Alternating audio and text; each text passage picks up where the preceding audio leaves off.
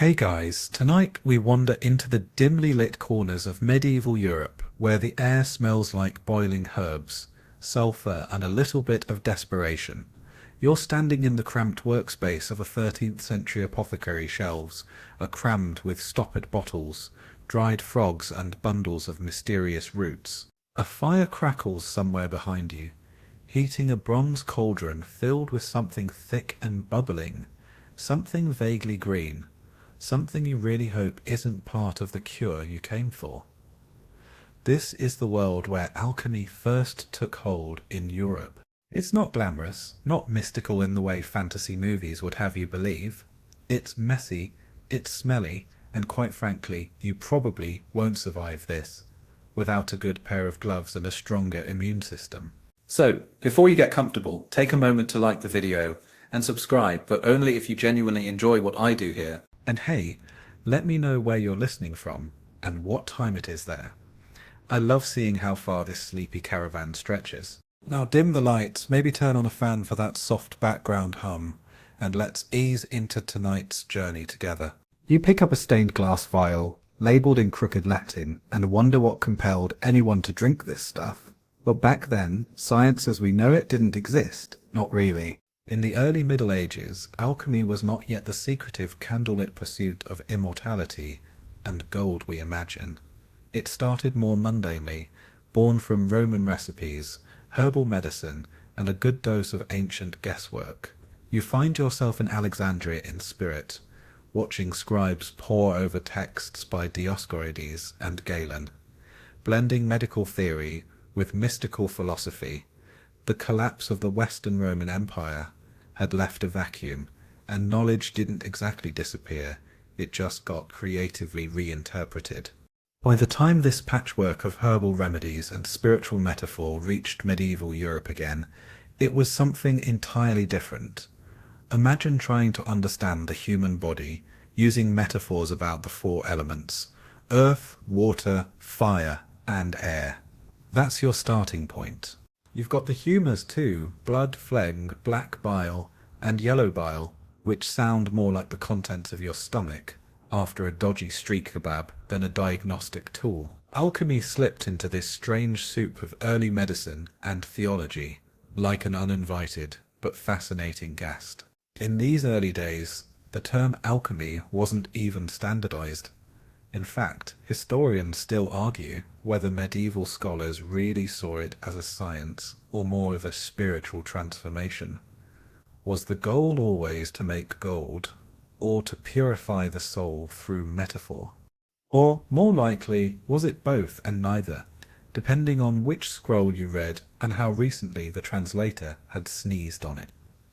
You listen as a friar in a robe smeared with chalk and ash explains solemnly how calcining lead will purify it, and by extension himself. He's earnest.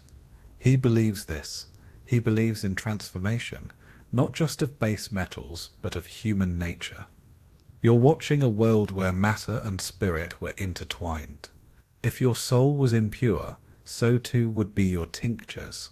And if your tinctures were corrupted, your quest for truth, whether philosophical or physical, was doomed. One early text you might stumble across is the Physica by Hildegard of Bingen, a brilliant abbess who mixed herbal knowledge with spiritual visions. She didn't call herself an alchemist, but her approach treating illness by balancing earthly and divine forces echoes the same themes. She brewed tinctures and oils, recorded strange symptoms, and treated both body and soul. If she'd had a few more beakers and a lab assistant, with steady hands, she might have been Europe's first great alchemical therapist.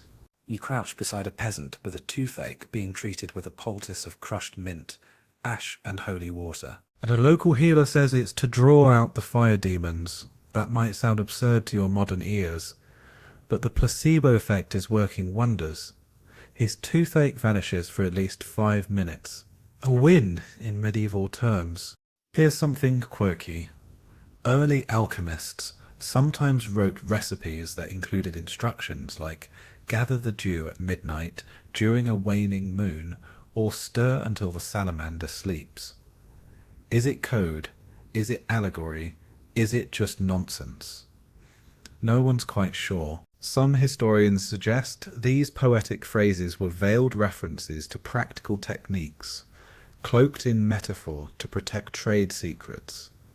Others think the writers were just eccentric men with too much time and not enough real chemistry to play with. You decide. The early records are full of curious ingredients. Crocodile dung, bat wings, powdered emerald, and occasionally the ashes of a red-haired man.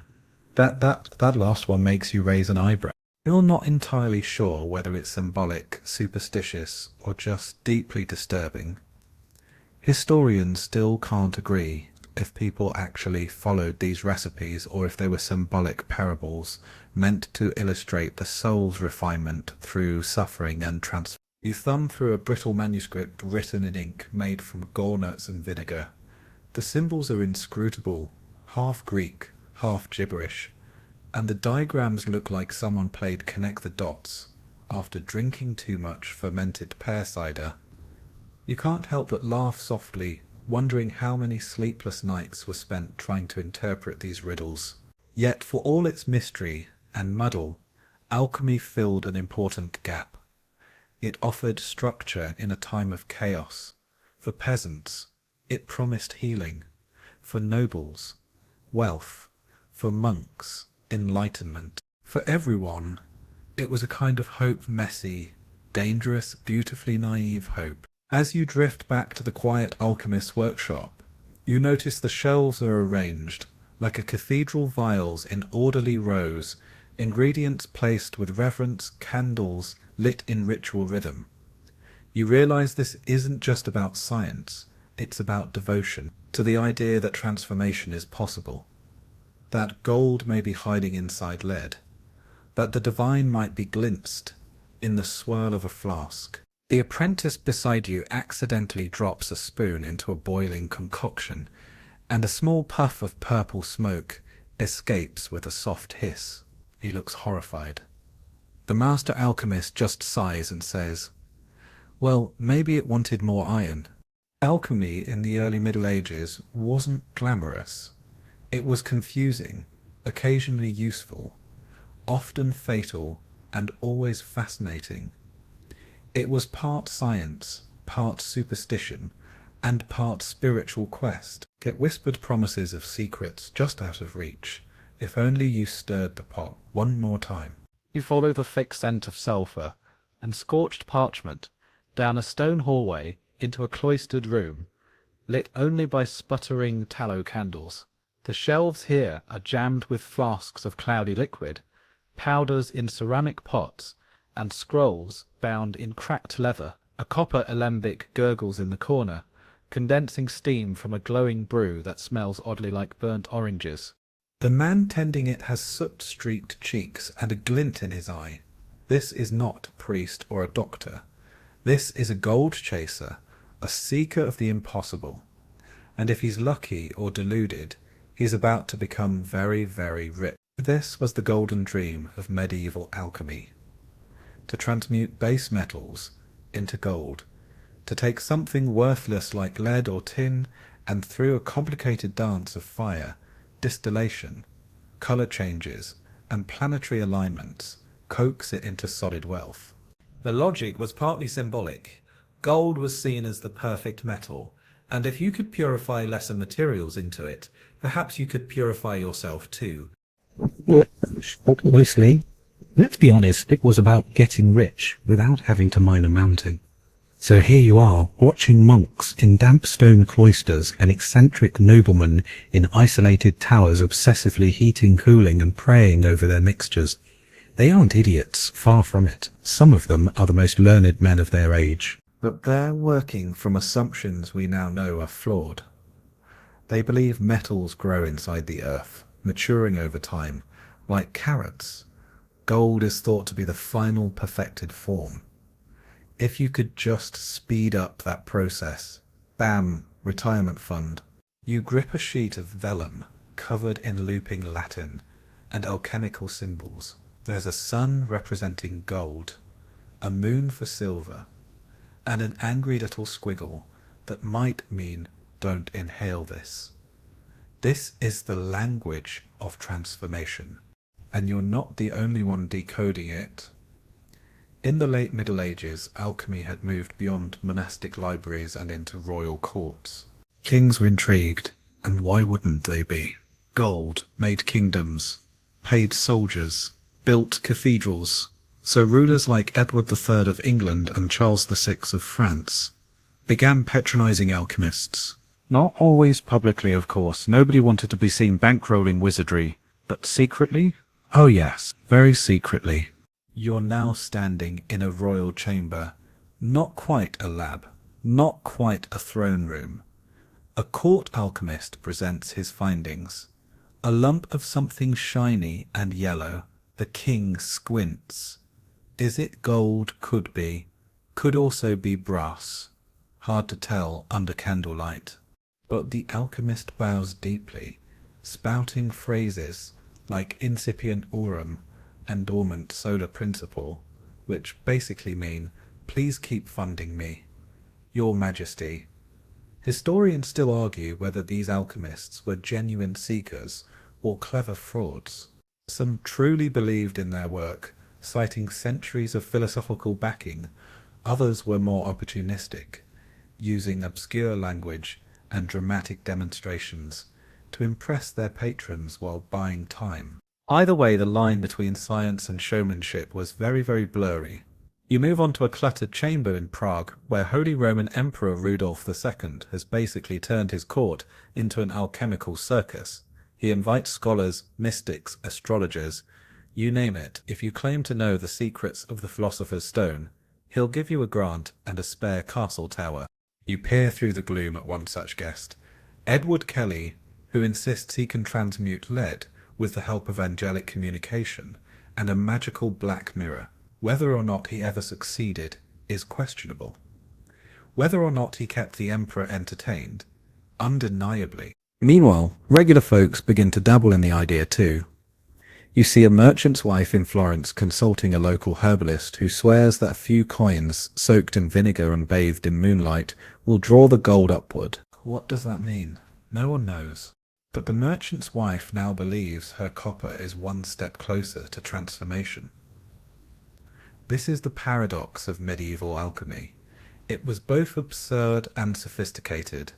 On one hand, it relied on superstition, obscure ingredients and fantastical claims. On the other hand, it demanded precision, observation, and experimentation skills that would eventually shape modern science. In chasing gold, alchemists also discovered acids, invented new glassware, and developed techniques like distillation and sublimation. The results didn't always sparkle, but the methods stuck around. Now look at your hands. They're stained with soot, your sleeves are singed, and your latest experiment just foamed over onto the floor. That's fine. According to the texts, that means it's working. You consult a faded recipe. Heat until the vapor becomes yellow, then allow it to rest 3 nights under the gaze of Saturn. Boil it until something happens, then hope for divine intervention. Let's talk about the glassware for a moment. You're surrounded by curiously shaped vessels, long-necked alembics, coiled condensers, bulbous flasks. These were not only tools of the trade, but symbols of the alchemist's status. The ability to create such fragile, precise instruments represented access to knowledge, wealth, and danger. Break one, and you didn't just ruin your experiment. You may have released poison, destroyed weeks of work, or accidentally summoned your neighbor's wrath by stinking up the whole village again. Alchemy's growing reputation eventually caught the church's attention, not always in a good way. While some alchemists framed their work as a spiritual journey, others were accused of meddling in dark forces. The promise of gold without labor, wealth without virtue, that raised eyebrows.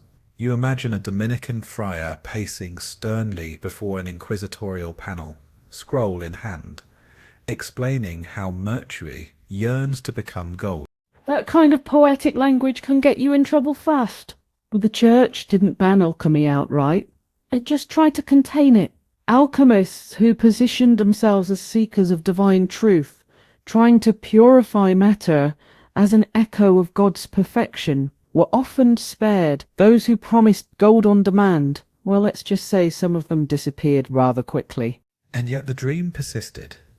You read a note scribbled in the margin of an old manuscript. Success is near.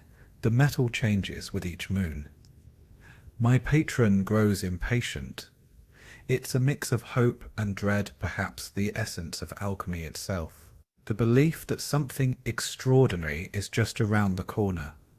If only you try one more formula, one more adjustment, one more sleepless night with the fire crackling low. As you leave the makeshift lab, your eyes catch a single flask glowing faintly. It hasn't turned into gold, but its color is unlike anything you've ever seen. Deep violet, shifting under the candlelight. Beautiful, useless, and oddly perfect. Like much of alchemy, you pull your hood tighter as you step into the cold damp of a small stone chamber, tucked beneath a monastery. It smells strongly of burnt charcoal, and something else, something sour, and unmistakably organic. In front of you on a thick wooden table, blackened by centuries of flame, sits a curious arrangement, several lumps of lead, a bowl of goat urine gently steaming, a set of hand-drawn star charts, and a cracked mortar still dusted with some gritty green residue. Welcome to the medieval lab, or, as some would call it, a glorified kitchen for the dangerously curious. Alchemy in the Middle Ages was never purely about what happened in a flask. No, it was also deeply rooted in astrology, religious symbolism, and what can only be described as a suspicious love for foul-smelling ingredients. The logic.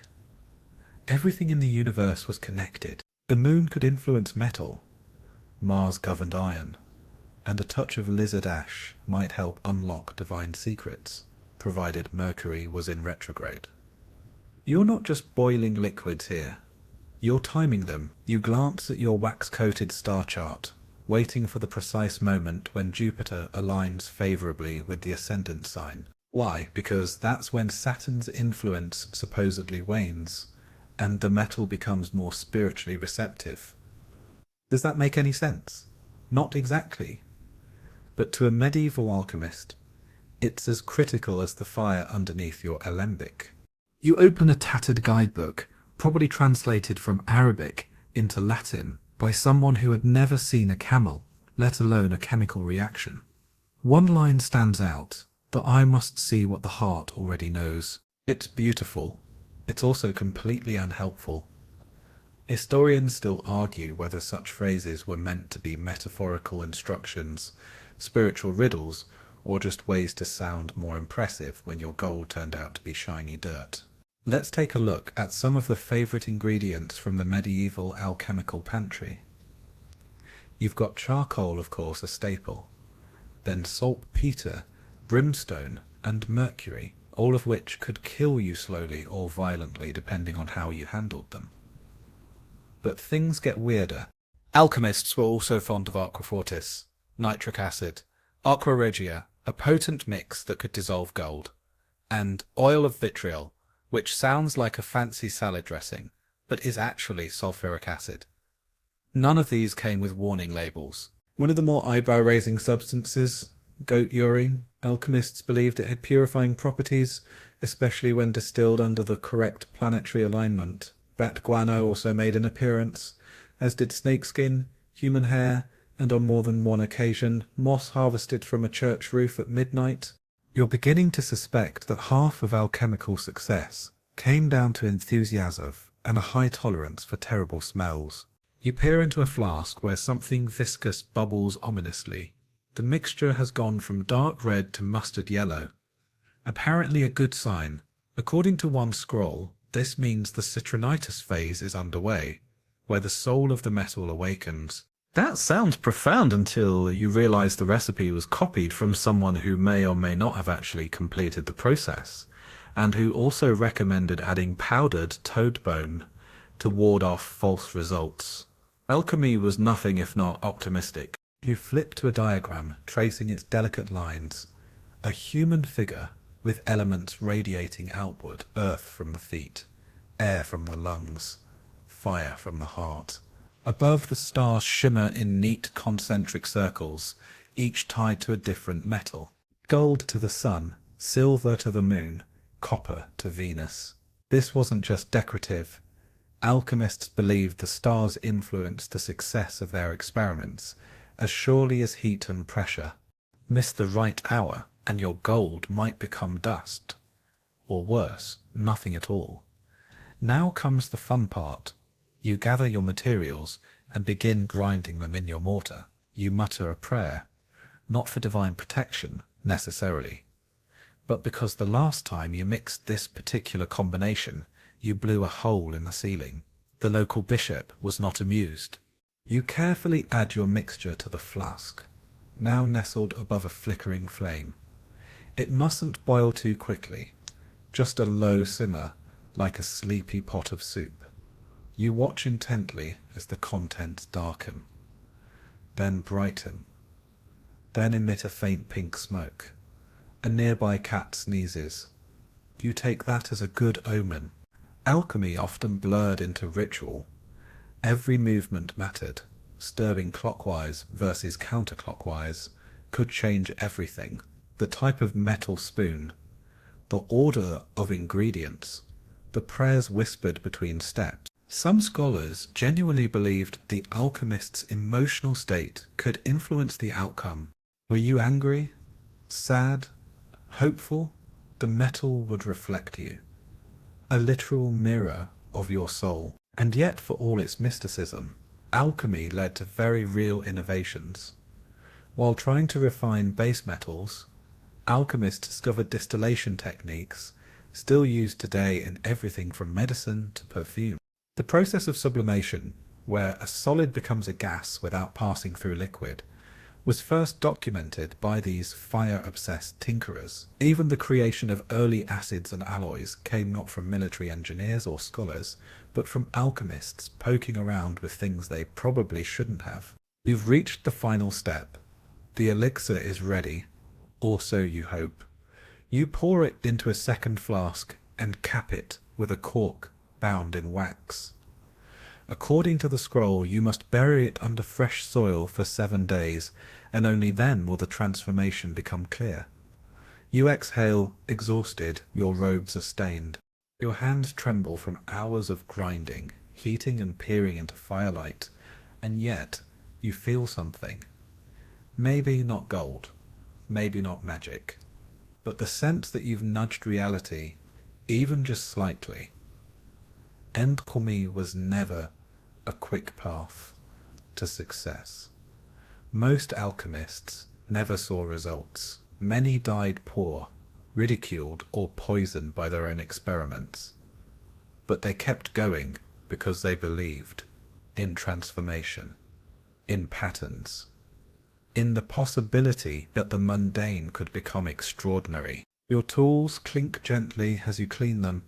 Outside, the stars begin to shift. A new constellation rises, the same one you marked on your chart 3 nights ago. Maybe this time, things will be different. Maybe the metal will shine. Maybe the soul of the world will whisper back. Or maybe you'll just burn another hole in the table. Either way, you'll be here, ready to try again. You stand now in the shadowy corner of a candlelit library. Dust hangs like fog in the golden air, and a book sits open before you. Not just any book. It's cracked and ancient, its pages heavy with iron gold ink, and thick with cryptic diagrams. On one of the yellowed sheets, a drawing of a 7-headed dragon curls around a glowing stone. Beneath it, in spidery Latin, is the phrase lapis philosophorum, the philosopher's stone. You blink at the page, then again. It doesn't get less mysterious. But this little stone, this impossible object, was the crown jewel of medieval alchemical fantasy. If lead into gold was the dream, the philosopher's stone was the key. A substance that could transmute base metals into gold, cure all illnesses, extend life, and possibly, if you read between the lines, unlock spiritual enlightenment. And if that's not ambitious for a pebble, you don't know what is. You run your fingers across the etched surface of a stone replica made by a hopeful alchemist sometime around the 14th century. It's smooth, surprisingly light, and absolutely not magic. But the idea of it has set entire generations of thinkers, kings, and frauds into motion.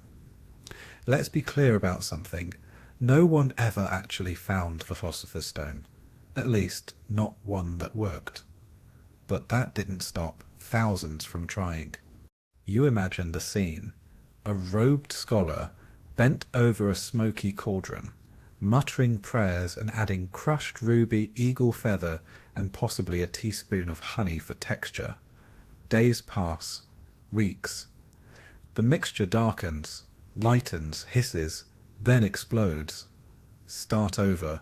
Many believe the creation of the stone required a process known as the magnum opus, the great work. This wasn't just chemistry. It was a spiritual journey involving 4 main stages: nigredo, blackening; albedo, whitening; citron-tutis, yellowing; and rubedo. These weren't just colours, they represented the death of old ways, purification, awakening, and finally, perfection, both of the material and of yourself. In other words, the Philosopher's Stone wasn't only about gold. It was about becoming worthy of transformation. Still, the promise of endless wealth and eternal life had its appeal. By the late Middle Ages, entire alchemical treatises were devoted to tracking down the stone's recipe. Some disguised it in metaphors: a green lion eating the sun, a red king marrying a white queen. Others were maddeningly specific and utterly unhelpful. Add the dew of the morning to the blood of the dragon, and heat until the raven sings. You're not entirely sure what to do with that, except maybe give up and open a bakery. Historians still argue whether any of these alchemists truly believed the stone existed, or whether it was always meant to be symbolic. Some say it was an allegory for self-perfection, a way to meditate through chemistry. Others insist that at least a few medieval thinkers believed they were this close to cracking the mystery. The surviving manuscripts are full of unfinished sentences and smudged margins. It's as if everyone died or went mad before they could finish their notes. You flip through one such book now.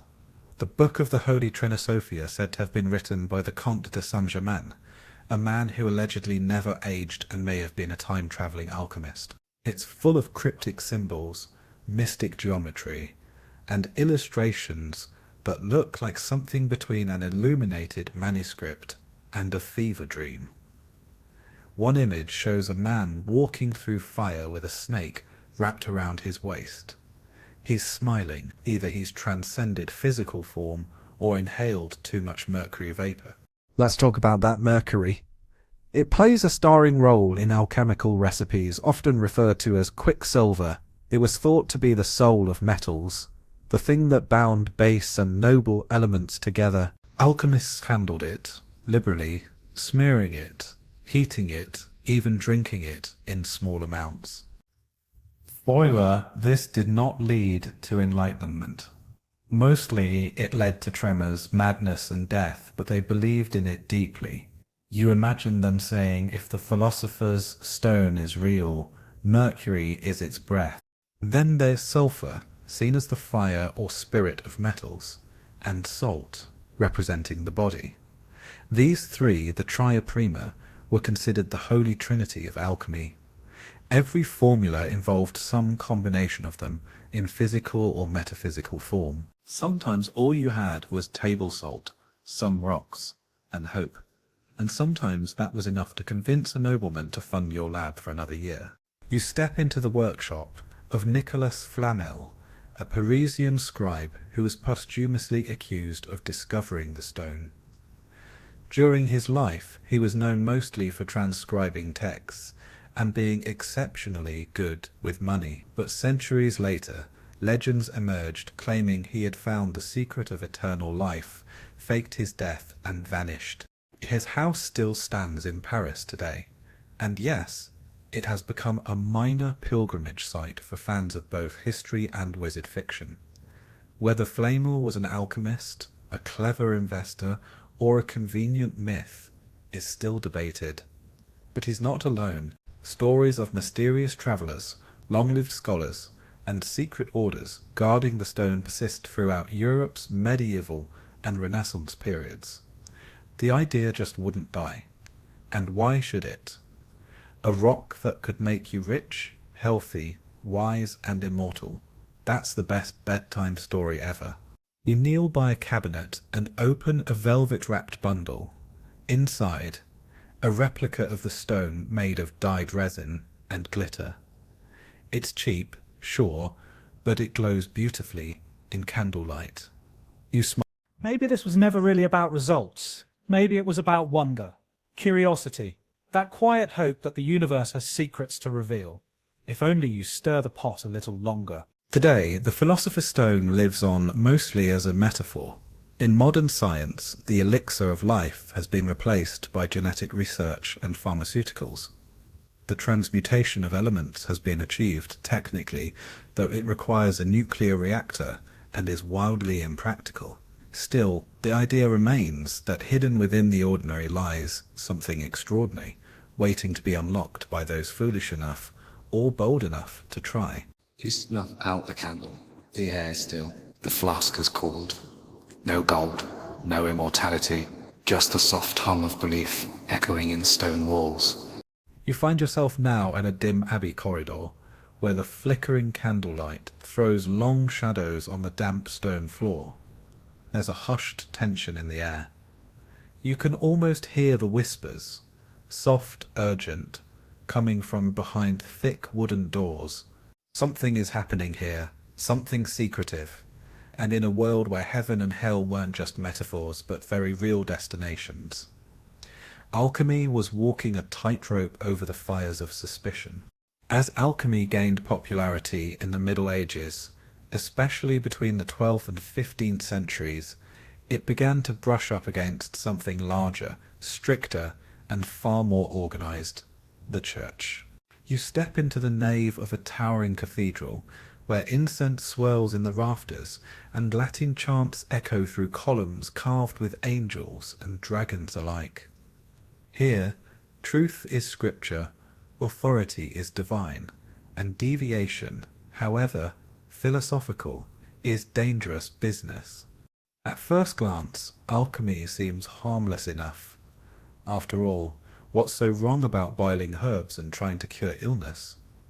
But as you lean closer, you realize the core ambitions of many alchemists: transmutation, immortality, and secret wisdom begin to resemble something else entirely: sorcery. You watch as a group of monks huddle over a parchment filled with strange symbols, their heads bowed not in prayer, but in calculation. One of them has tucked a crucifix into his belt, just in case. They're nervous, and for good reason. The church had always walked a complex line when it came to knowledge. Monastic communities preserved ancient text, transcribed classical wisdom, and even experimented in fields like herbal medicine. But when that knowledge hinted at power too great, or too arcane, especially power that bypassed God or mimicked creation, it quickly turned suspect. Historians still argue whether alchemy was widely persecuted or simply regulated, but there's no doubt that its practitioners were often viewed with suspicion. The line between a natural philosopher and a heretic could be surprisingly thin, and sometimes depended more on who your patrons were than what your experiments actually did. You now find yourself in the Inquisitor's chamber, not as a prisoner, not yet, but as a witness. On the table lies an alchemist's notebook, its pages full of chemical procedures mingled with mystical poetry. One phrase in particular catches the eye: to transmute lead is to glimpse the divine spark. Harmless, maybe, or maybe blasphemous. You imagine the Inquisitor frowning deeply. Glimpsing the divine spark sounds an awful lot like trying to play God. Indeed, part of the danger was theological. According to church doctrine, the world was created by God, fixed and ordered. Metals were what they were because he made them that way. To suggest otherwise, to imply that mere humans could alter his design through fire and alembics, bordered on hubris. What next? Creating life. And then there's the alchemist's habit of borrowing. You pass by a scholar's bench, strewn with texts in Arabic, Greek, and Hebrew. The works of Jabir ibn Hayyan, Zosimos of Panopolis, and later Kabbalistic writings filter into Europe through Spain and Sicily. Some monks welcome the foreign knowledge, others do not. Words like pagan, infidel, and sorcerer begin to swirl around the margins of the manuscripts. One particularly ambitious friar you discover is translating Arabic alchemical texts into Latin under candlelight. But he's also redrawing the diagrams, swapping Islamic motifs for Christian ones, and substituting angels for genies. You get the sense that he's not just interested in science, he's trying to sanitize it, make it safe, or at least more presentable to the bishop. That same bishop may or may not be funding his own experiments in private, by the way. You didn't hear that from me. The church's relationship with alchemy remained ambivalent throughout the medieval period. On one hand, prominent theologians like Thomas Aquinas acknowledged the natural world had mysteries worth exploring, so long as it was done within Christian parameters. On the other hand, church councils and papal bulls occasionally cracked down on alchemists, especially those promising gold. In 1317, Pope John XXIII issued the bull Spondent quas non exhibent. They promise what they do not deliver, condemning fraudulent alchemists for swindling people out of their money. You walk through a bustling medieval town now, past a storefront with a crudely painted sign, a crucible, a star, and a pile of coins. Inside, a man in a red cap is selling a guaranteed tincture for turning copper into silver. You don't need a degree in theology to see this is less about divine knowledge and more about greed. You keep walking. But of course not all alchemists were hucksters. Some sincerely believed they were serving a divine purpose. Roger Bacon, the English friar, is a prime example. You find him scribbling furiously in the scriptorium, his robe stained with ink, and perhaps just a dash of sulphur. He argued that science and faith could complement one another, and that understanding nature was a form of worship. But even Bacon got into hot water now and then, especially when his work touched on optics, gunpowder, and other subjects the church wasn't quite ready for. You sit quietly in the back of a theological debate. One side argues that alchemy is a tool, dangerous, yes, but no more so than fire or medicine. The other side warns that too much knowledge can lead to pride, and pride to damnation. You nod off briefly, jolted awake when someone dramatically accuses someone else of tampering with the ladder to heaven. It's dramatic, yes, but also strangely accurate. Alchemy was often described in vertical terms, a rising of the spirit, a climbing of levels, a purification of self. Sound familiar? That's because it overlaps with mystical traditions, including Christian mysticism. The alchemical furnace, in this metaphor, becomes the crucible of the soul. And suddenly, we're not just talking about gold anymore, we're talking about salvation. That was the tightrope medieval alchemists walked. Stay on the side of spiritual metaphor, and you might be called a visionary. Step too far into literal transmutation, and you might be called a heretic. The same words purify, transform, illuminate, could save you or condemn you, depending on who was listening. You wander back to the Abbey workshop. The candles have burned low. The crucible has cooled. The friar working here quietly packs away his notes, hiding them behind a loose stone in the wall. He's not trying to deceive, he's trying to survive. And as you slip quietly out the door, the wind carries the distant toll of bells. Evening mass begins, but the fire in the alchemist's heart continues to burn. You descend a creaking spiral staircase now, one hand trailing along the cold stone wall, the other clutching a small oil lamp.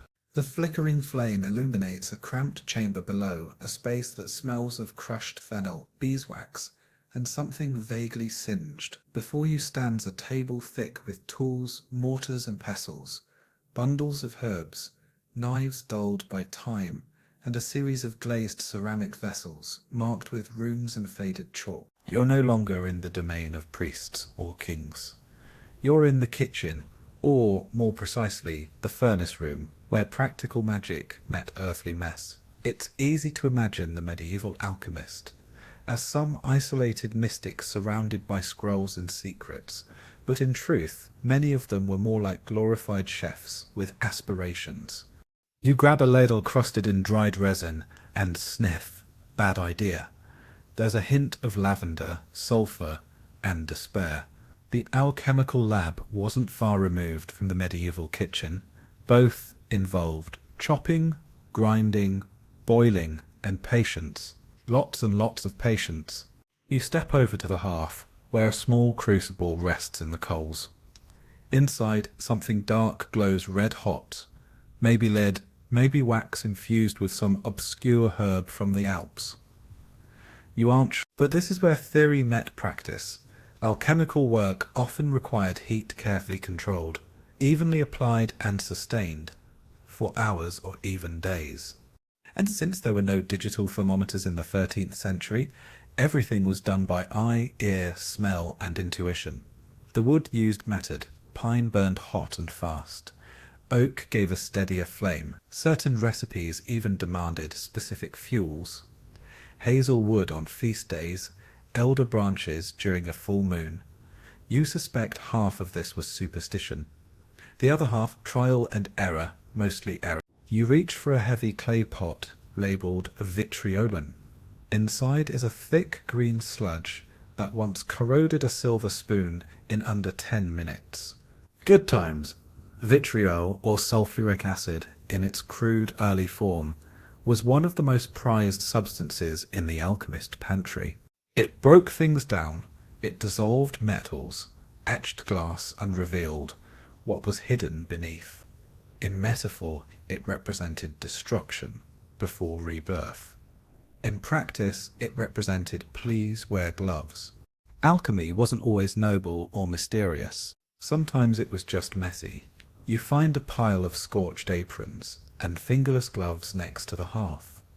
Nearby is a wooden shelf buckling under the weight of jars labelled dragon's blood, calcined eggshell, and toad ash. Blessed. You get the sense that the average alchemical experiment was less divine inspiration and more experimental cooking show gone wrong. And yet, despite all this chaos, something strange emerges. Progress. Alchemy and all its strange obsession with symbols and transformations gave rise to the habit of recording, refining, and repeating. Even when things failed, they were written down. You hold a parchment that reads, "Attempted transmutation. Result unpleasant. Smell persisted for 3 days. Do not repeat." That's science, barely, but it's there. Historians often note that the overlap between the kitchen and the laboratory created a unique class of knowledge, practical, domestic, and experimental.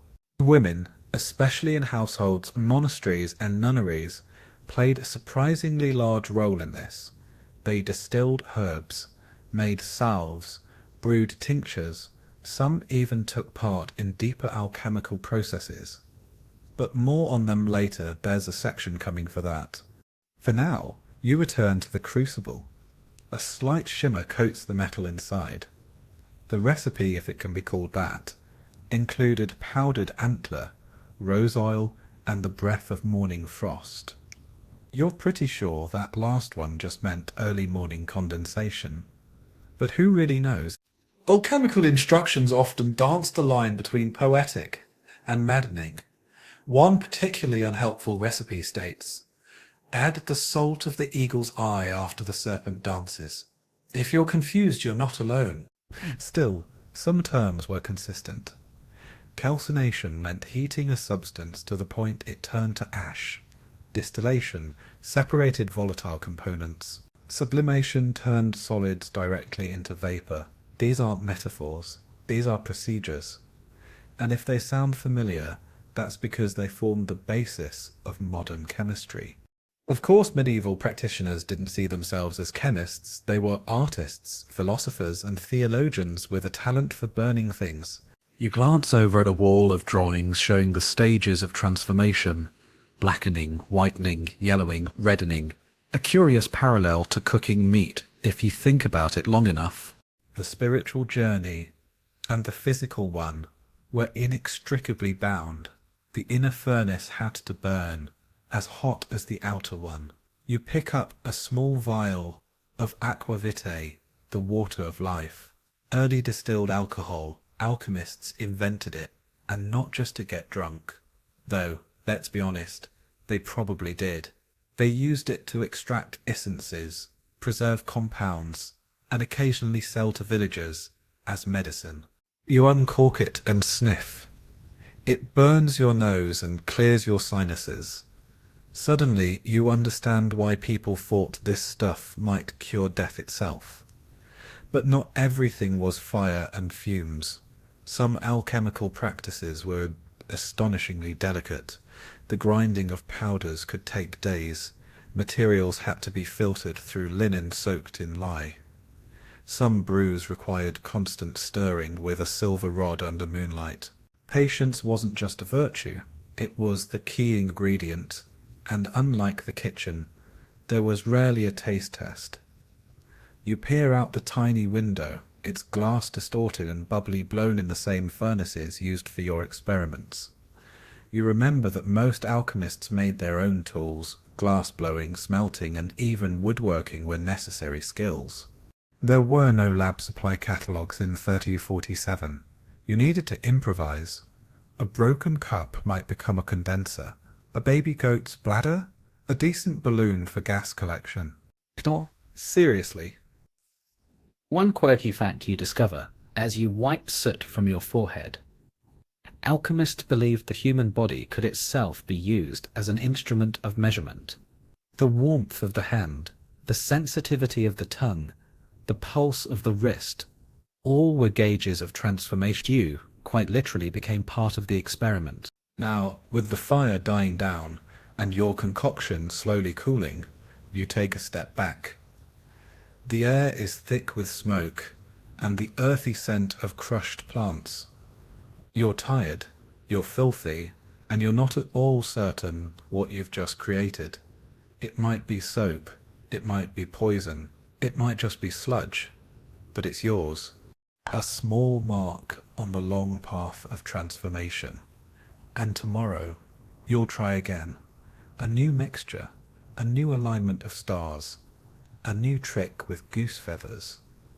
Because something inside you still believes that one day, with the right touch, you'll unlock the secret, not just of gold, but of everything. You wake with a jolt as a pungent cloud of something equal parts clove, vinegar, and boiled fish wafts into your nostrils. Someone just uncorked a bottle labeled elixir for fevers and bad dreams. You rub your eyes and glance around. No, you're not in a dream. You're seated on a three-legged stool in a small stone chamber, halfway between a medieval clinic and a potion shop. Dried herbs dangle overhead, a rack of glass vials, each filled with liquid of wildly questionable colour, clink softly as the breeze from a cracked window stirs them. Welcome to the place where alchemy met medicine, and where the line between healing and harming was as blurry as the labels on those vials. The medieval alchemist fancied himself a healer as much as a philosopher. And in an era when licensed physicians were rare, expensive, and not particularly reliable, alchemists stepped into the void. Watch now as a man with singed eyebrows and ink-stained fingers prepares a mixture for a local merchant's cough. The ingredients? Honey, vinegar, crushed pearls, and a tiny pinch of mercury. Mercury, yes, the kind that makes modern scientists flinch, but back then it was believed to balance bodily humours and bonus ward off evil spirits. You probably won't survive this, but the merchant doesn't know that. He drinks the mixture gratefully, his eyes watering. He even pays in advance. To understand alchemy's place in medieval medicine, you need to understand how people viewed the human body. Picture this. Your body is a microcosm, a miniature universe governed by the same laws that rule the stars. Inside you swirl the four humours: blood phlegm, black bile, and yellow bile, and illness is caused by an imbalance among them. The job of the alchemist healer? Not just to fix symptoms, but to restore cosmic harmony. You leaf through a medical scroll, illustrated with diagrams of planets hovering over organs. Saturn governs the spleen. Mars rules the gallbladder. Venus, the kidney. It's all quite poetic until you realize that someone's life is riding on whether your herbal tincture is steeped under the right lunar phase. One of the more popular treatments among alchemical practitioners was the creation of elixirs. These were multi-purpose potions that claimed to cure everything from fatigue and plague to melancholy and infertility. You pick up a bottle with sediment swirling at the bottom. It smells like fermented garlic and wood smoke. You read the label, elixir vitae. Supposedly, a drop per day could prolong life indefinitely. Some claim that, properly made, the elixir of life was indistinguishable from the philosopher's stone in liquid form. But creating an elixir wasn't easy. Recipes were often absurdly complex, sometimes involving weeks of distillation, exposure to sunlight and moonlight, and ingredients like powdered emerald or eagle tears. You squint at a note scribbled in the margin of a manuscript, add essence of rose thrice blessed by monks. Stir with silver blade while chanting. Is it ritual? Is it science? Honestly, at this point, you're not sure anymore. You turn your attention now to one of the more notorious alchemical treatments, the use of antimony. This silvery metalloid was hailed as a cure-all by some, and a death sentence by others. Alchemists believed it could purify the body by provoking violent purges, so they used it in pills, powders, even wines. The theory was simple: what doesn't kill you might make you holy. One poor patient reportedly vomited for 2 days, then declared himself cleansed. He died shortly after. Historians still argue whether these practitioners genuinely believed in the healing powers of such substances, or whether desperation simply made them reckless. Some experiments yielded real results. Early antiseptics, painkillers, and anti-seizure agents owe their origins to alchemical medicine, but many more were based on hopeful guesswork and terrible consequences. And yet, people kept coming. Why? Because there were no better options. Bleaching, bleeding, and cold water immersion were the standard practices of the medical establishment.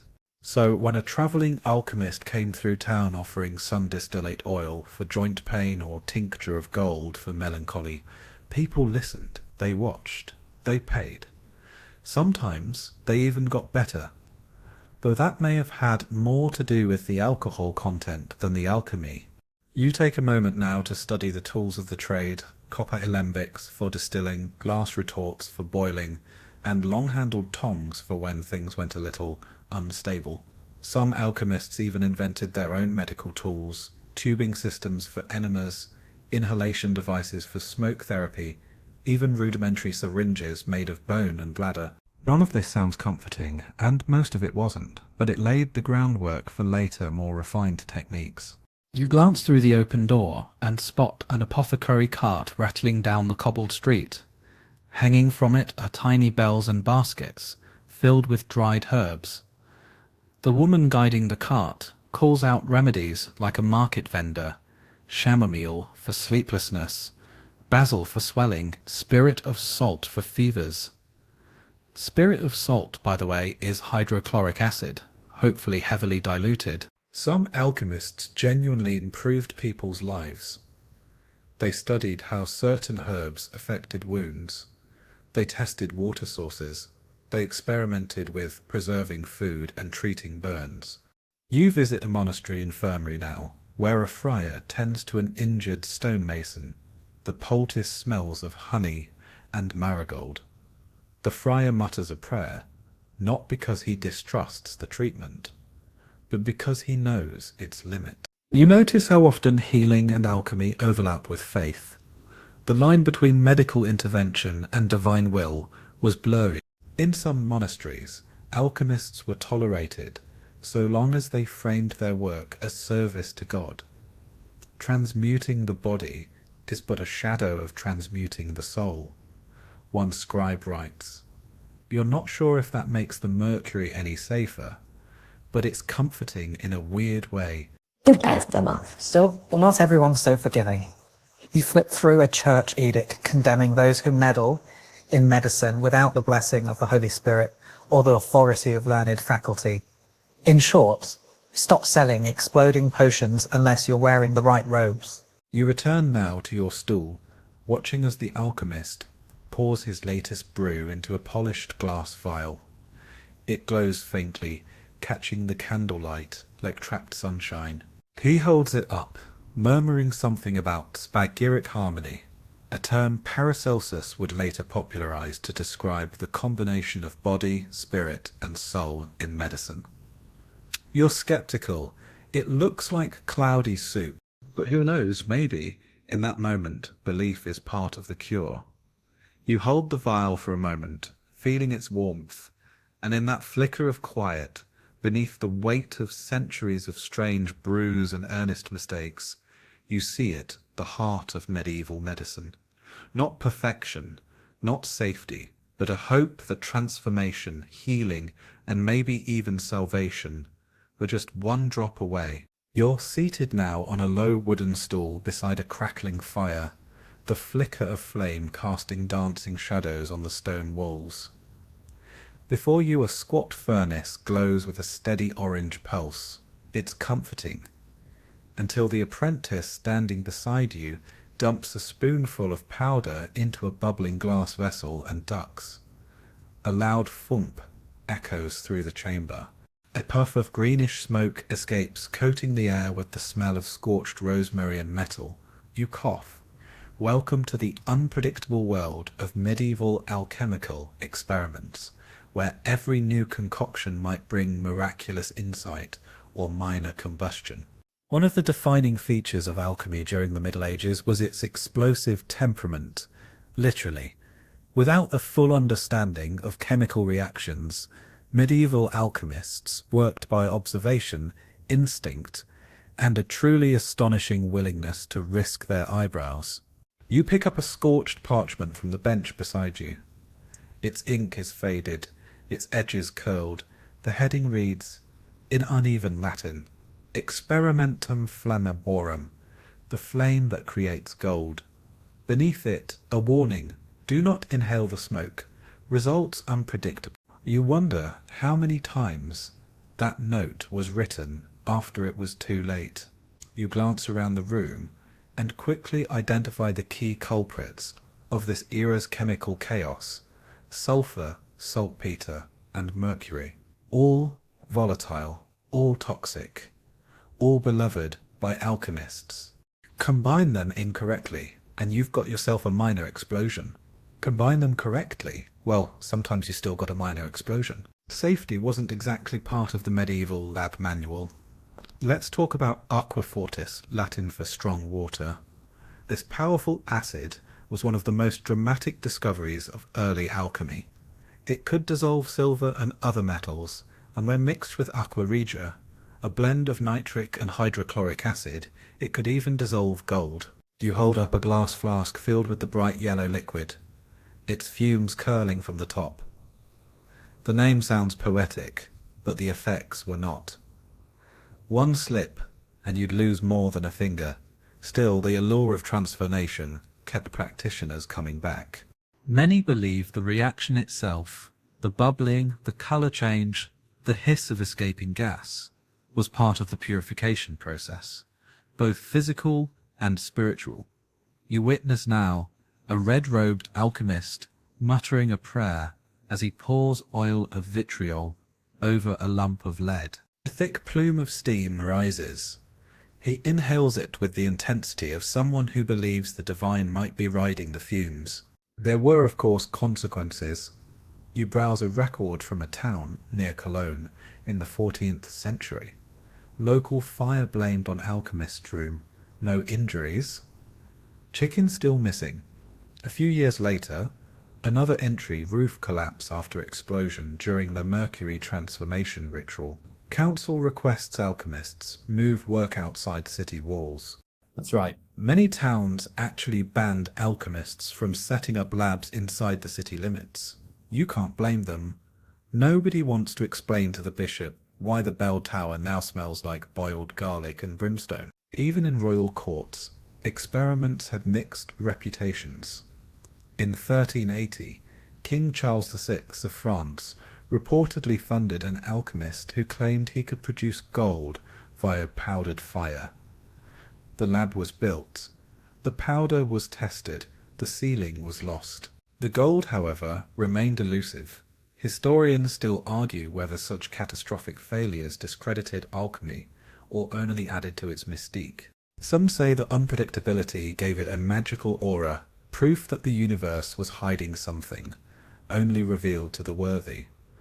Others argue it was simply the result of trial and error chemistry being practiced without understanding chemical bonds, oxidation or pressure buildup, and sometimes the explosions were even intended. Symbolic destruction, after all, was a central theme of alchemical transformation. You study a well-preserved alchemical manual now. Next to detailed drawings of distillation towers and cooling spirals is a curious note. If the mixture smokes purple and sings, the reaction is too strong. Begin again. Another page advises a loud bang at sunrise is a sign of success or error. Observe the color of the smoke. You begin to see how medieval chemistry involved as much poetic interpretation as it did science. Still, not everything was an accident. Alchemists refined real techniques for isolating compounds. You watch now as a woman in a linen apron pours a cloudy mixture into a complex network of glass tubing. The liquid moves slowly, condensing at the far end into a pure, colorless stream. This is distillation, and it changed everything, from medicine to alcohol production. Even if her original goal was to create the elixir of eternal beauty, she's accidentally invented the base method for making perfume. There's a particular fascination with color changes in alchemical work. You remember from an earlier scroll, blackening, whitening, yellowing, and reddening, the 4 key stages of the magnum opus, the great work. Alchemists studied these transitions obsessively. You find a set of ceramic tiles marked with various hues: ash grey, ivory white, dull ochre, vibrant red, each labelled with a different name: rising sun, blood of the phoenix, laughter of Mars. Whether metaphor or madness, you aren't sure. You examine a final experiment in progress. A tall glass retort sits inside a clay furnace. Inside, a metallic liquid swirls slowly. Perhaps mercury, though no one here is exactly certain. The apprentice adjusts the fire. A low hum builds. The alchemist closes his eyes, waiting, and then, with a quiet pop, a plume of silver vapour streams upward, illuminating the chamber like moonlight. Everyone exhales. No one died. That's a good result. Of course, not every explosion was physical. Sometimes it was philosophical. Alchemists recorded moments of inspiration, those fleeting glimpses of truth that arrived after sleepless nights and chemical stumbles. You flip through a diary where one entry reads, "Today I saw the soul of copper. It was green like envy, but danced like joy." I think I'm close. And another, "The fire took my formula but gave me peace." The answer is not in the flask, but in the waiting. Quirky? Definitely. Enlightening? Maybe. But it's this blend of danger, wonder, and obsessive hope that defined medieval alchemical experimentation. Each bang, each shimmer, each half-successful reaction moved humanity a little closer to understanding the world, even if it occasionally set the curtains on fire in the process. You brush ash from your tunic and look back at the furnace. The coals are dying down, the last flask removed, its contents now cooling on a windowsill. You survived another session. No eyebrows lost, no roof caved in, just the quiet ticking of the cooling vessels, and the knowledge that even the loudest failures whispered some secret. And somewhere in the back of your mind, a thought lingers. Maybe next time it will be gold. You stand now at the edge of a candlelit scriptorium, surrounded by scrolls and bound books with cracked leather spines and foreign titles. On the long oak table before you lies an open volume with a peculiar map, not of terrain or constellations, but of symbols. Crescent moons, seven-pointed stars, upside-down snakes, and double-headed birds. It's as if someone tried to describe the universe through riddles and doodles, and in a way that's exactly what happened. Tonight, you're tracing the story of how alchemy didn't originate in Europe, but arrived through the sands of time and across the cultural bridges between East and West, before bubbling flasks and dusty monasteries. Before parchment soaked in vinegar ink, alchemy had already thrived in a much older and arguably more refined form. Far to the east in the Islamic Golden Age, you lean into the manuscript, its margins crowded with annotations in two different hands, one Latin, one Arabic. These aren't just translations, they're conversations between worlds. Through Sicily, Spain, and the Crusader states, the intellectual highways of the 12th and 13th centuries carried not just spices and silk, but something far more volatile: knowledge. Picture it, 9th century Baghdad, in the heart of the Abbasid Caliphate. You walk through a city where libraries stretch entire blocks and scholars debate beneath cypress trees. This is the House of Wisdom, where thinkers gathered to translate Greek, Persian, and Indian texts into Arabic.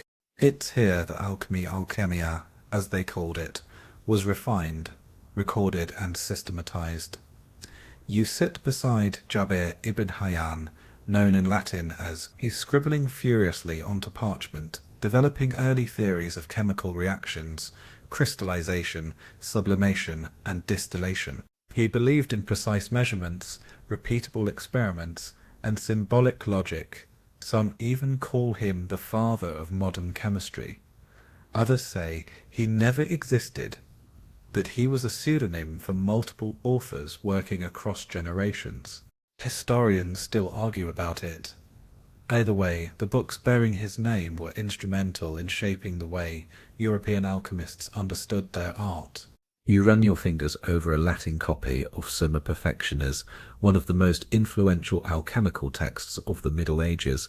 Originally written in Arabic, it outlined the transmutation of metals with a clarity European texts often lacked. No riddles, no dragons, just heat, timing, and a bit of patience.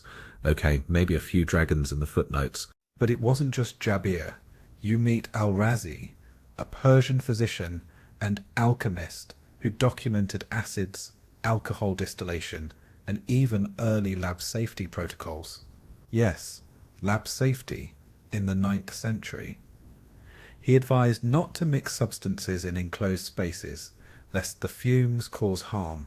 You pause and think back to the soot-covered monk from Section 6 who tried to mix sulfur and lead in a pantry. Al-Razi would not have been impressed. The sophistication of Arabic alchemy was astonishing. They created apparatuses for precise distillation, classified substances, and began to view chemical reactions as part of a larger system, not just isolated miracles. When European scholars gained access to these works, it changed everything. You now peer over the shoulder of a Spanish translator in 12th century Toledo, where teams of Christian, Muslim, and Jewish scholars worked side by side. It's quiet except for the scratching of quills, and the occasional argument about whether Azoth means quicksilver or something more philosophical.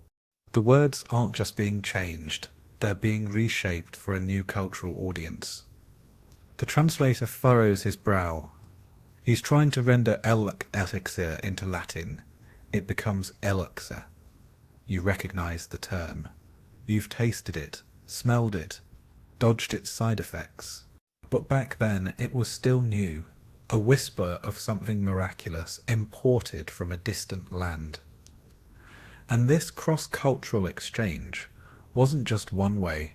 The works of Greek thinkers like Aristotle and Galen had already been preserved by Islamic scholars. What was lost in Western Europe after the fall of Rome had been kept alive and refined in the East.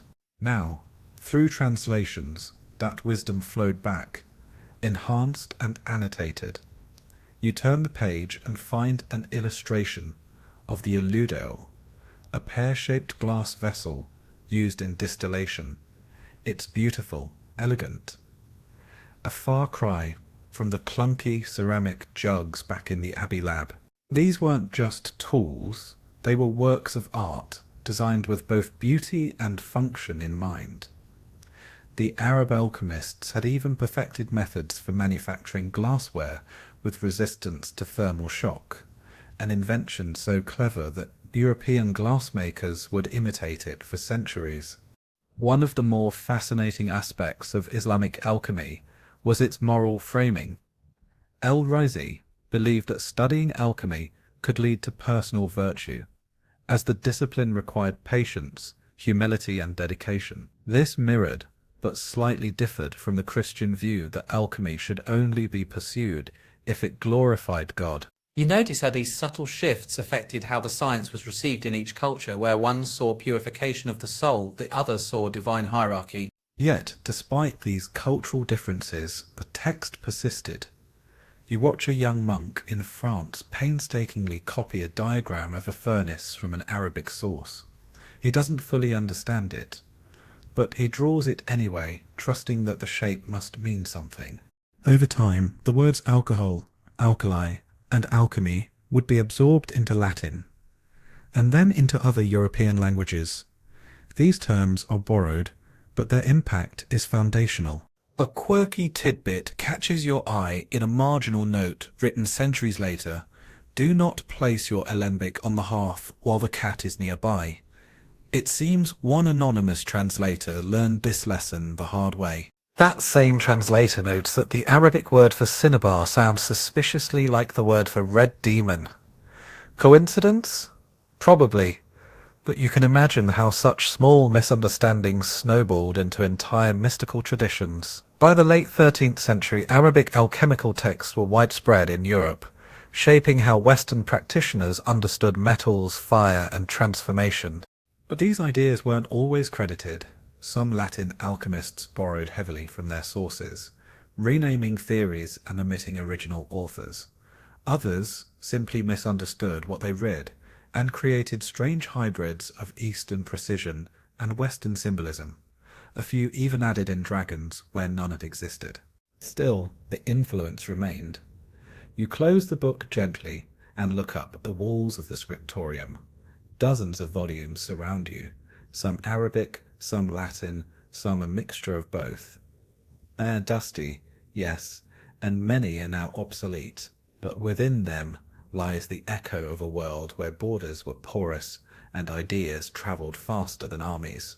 A world where an alchemist in Cairo could shape the experiments of a friar in Florence, even if neither ever knew the other existed.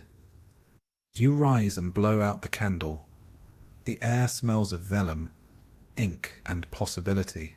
Through the narrow window, you see stars above, stars that once guided caravans across deserts, and now guide scholars across pages. And maybe, just maybe, the answer you've been chasing all along is not buried in the gold or the elixir, but in the connection between curious minds, stretched across centuries and languages, all reaching for the same truth. You're standing now in a grand hall, draped in crimson tapestries and bathed in the soft glow of torchlight. Tall windows overlook manicured gardens, but your attention is fixed on the center of the room, a table lined with beakers, scrolls, and suspiciously expensive-looking powders. There, hunched over a glass retort, is a man in fine robes, not a monk, not a peasant, but a royal court alchemist. Around him loiter courtiers, clerks, and one very skeptical-looking noblewoman, sipping spiced wine. Alchemy had gone respectable, sort of. By the late Middle Ages, the kings and queens of Europe had begun to dabble in the alchemical arts. Or rather, they had begun to hire those who claimed they could. You follow a velvet-robed advisor through the corridors of power, past tapestries of mythical beasts and gilded saints, into rooms where whispered secrets and glowing tinctures promised wealth, health, and even eternal rule. This wasn't just curiosity anymore, it was strategy. Take King Edward III of England. In the 14th century, he became fascinated with alchemy and hired several alchemists, including a man named John de Walden. De Walden was given funds, protection, and laboratory space, all to pursue the dream of transmuting metals into gold. Why? Because royal treasuries, like everyone else's pockets, were often empty. If you could create your own currency, no need for taxes, no need for war, just heat, prayer, and patience. You're now watching an experiment unfold in one such court lab. The alchemist, a portly man with ink-stained fingers and what looks like crushed ruby on his sleeve, is explaining something about the red phase of rebirth. The king, trying to look serious, nods solemnly while quietly nudging a servant to taste the mixture first. You don't blame him. The last concoction turned someone's eyebrows green for a week. Despite the theatrical flair, many royals truly believed alchemy could offer real results. You walk through the court of Holy Roman Emperor Rudolph II in Prague, where the pursuit of mystical knowledge became almost a state hobby. His court was packed with alchemists, astrologers, and occult scholars. The most infamous, Edward Kelly, a man who claimed to possess the elusive Philosopher's Stone, and spoke with angels via a black mirror. He and his colleague John Dee, a mathematician and magician of sorts, were granted titles, gold, and access to private labs, all on the promise that they could produce transmutation and communicate with celestial beings.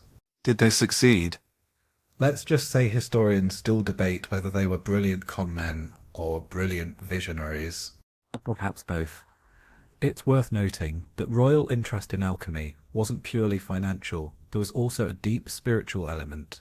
Many monarchs saw their power as divinely ordained, so the notion that alchemy could elevate base metals into noble ones, just as kings were elevated above common men, had a seductive philosophical appeal. The alchemist, like the monarch, was believed to operate between worlds, matter and spirit, earth and heaven.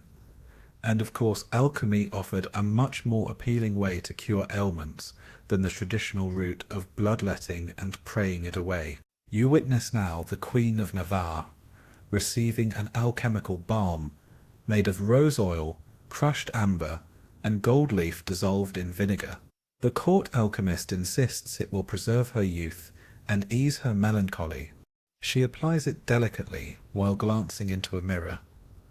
Whether it works or not, it smells expensive, and sometimes that's enough. You browse through royal records now and find intriguing details. Charles II of France once sponsored an alchemist who promised to turn 1 pound of lead into an ounce of gold.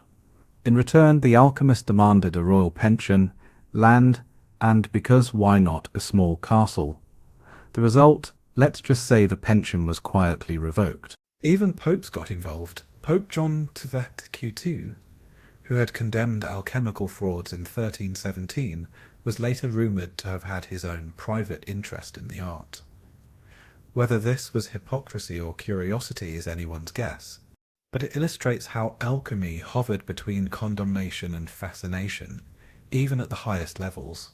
Historians still argue whether the royals who hired alchemists truly believed in the science, or simply wanted to hedge their bets. After all, even if 99 out of 100 experiments failed, that one success could change history. And let's not forget, some court alchemists did produce useful outcomes. They discovered better methods of dyeing cloth, preserving wine, and even improving metallurgy. So while they weren't spinning gold, they were still adding value, just not in the way their patrons originally hoped. Of course, not everyone at court was thrilled. You catch a glance exchange between a royal treasurer and a bishop, both eyeing the alchemist's bubbling setup with equal parts fear and disdain. Well, for the church, the concern was spiritual. Was this man playing God? For the treasurer, the concern was practical. Was this man playing the king? The smartest alchemists knew how to navigate this delicate balance. You read a letter from one such practitioner. He assures his royal sponsor that he seeks only spiritual purification through matter, and not crude riches. He includes a small sample of powder that shimmers like crushed opal. The powder, by the way, is ground mica, pretty, useless, but still impressive under candlelight.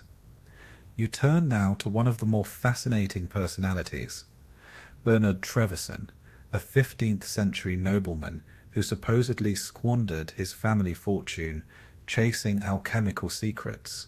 He travelled across Europe seeking lost recipes, hidden laboratories, and old men with suspiciously youthful complexions. Whether he found what he sought is unclear, but his writings, filled with cosmic metaphors and highly specific colour changes, became classics of the genre. You leaf through a reproduction of one of his notebooks. One page reads, "The black crow shall rise from the ashes.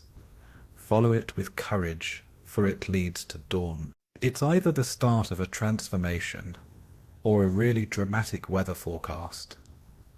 By the late 1400s, some monarchs began to grow wary. They had invested treasure, built labs, and still no gold. You see the slow retreat of funding in state records, the reparis shuttered, salaries slashed, promises unfulfilled. But by then, something remarkable had already happened.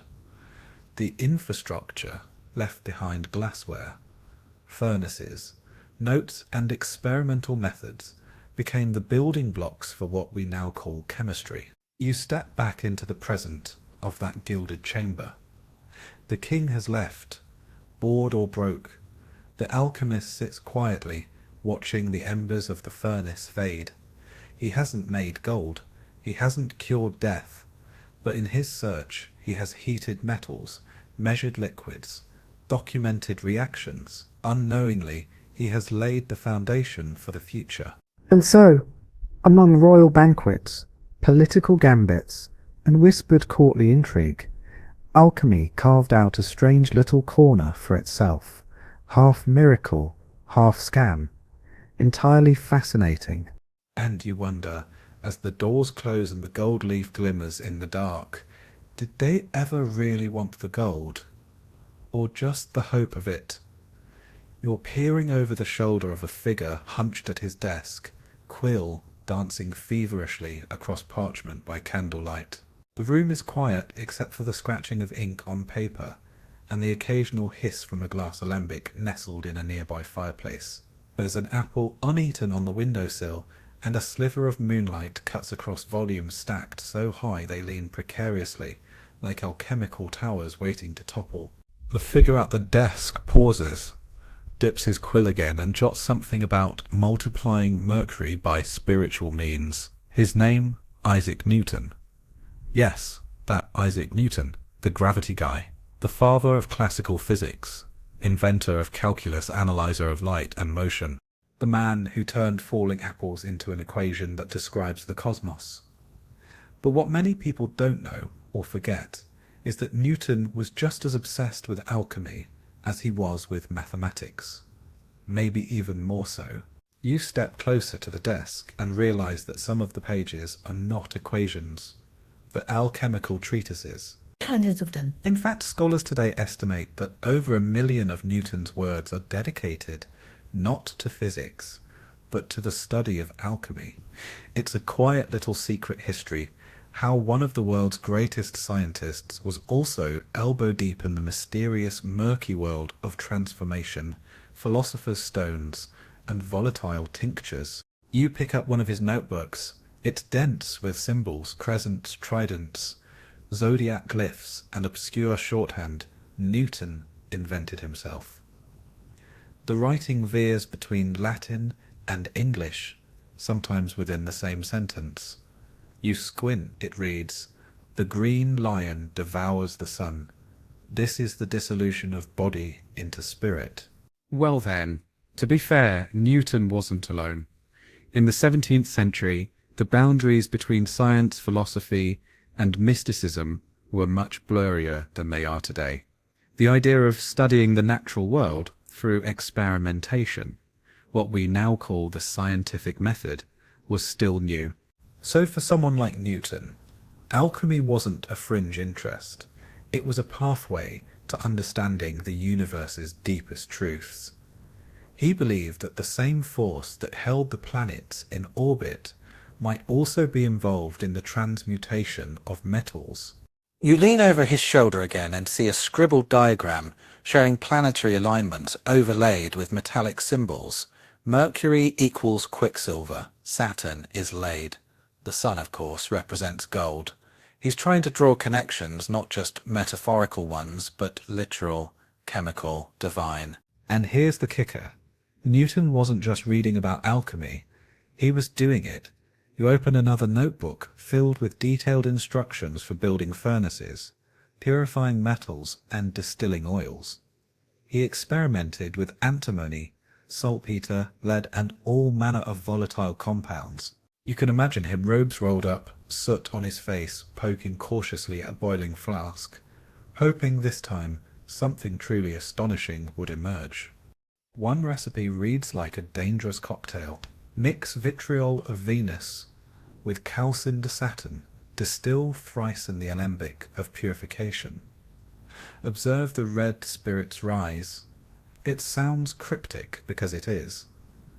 Newton deliberately coded his notes using aliases, abbreviations, and invented phrases. Historians still debate whether he was hiding his work from rivals or protecting readers from hazardous knowledge. Perhaps both. That secrecy, by the way, is part of why Newton's alchemical work remained in obscurity for centuries. Much of it wasn't published.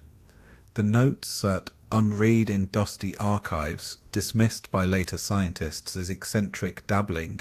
Some of the texts were even considered dangerous or embarrassing. After all, what does it say about the Enlightenment's poster child if he believed in the philosopher's stone? But more recent scholarship has been kinder. Historians now recognize that Newton's interest in alchemy wasn't a detour from science.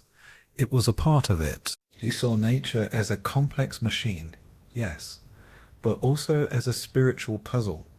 Matter had secrets. Fire could transform. Hidden in the structure of the cosmos was something sacred, waiting to be revealed. You sit back now and consider the paradox. Here's a man who invented calculus in his spare time, who decoded the behavior of light, who mathematically described the orbit of planets, and yet, in the quiet hours, he labored over medieval manuscripts filled with strange beasts and even stranger substances. Historians still argue whether he ever believed he succeeded in his alchemical pursuits. Some say he died frustrated. Others believe he discovered something too esoteric to explain. One quirky detail you'll enjoy. Newton was obsessed with a legendary alchemical manuscript called the Emerald Tablet. Attributed to Hermes Trismegistus, the text contains one of alchemy's most famous phrases, "as above, so below." Newton translated it himself.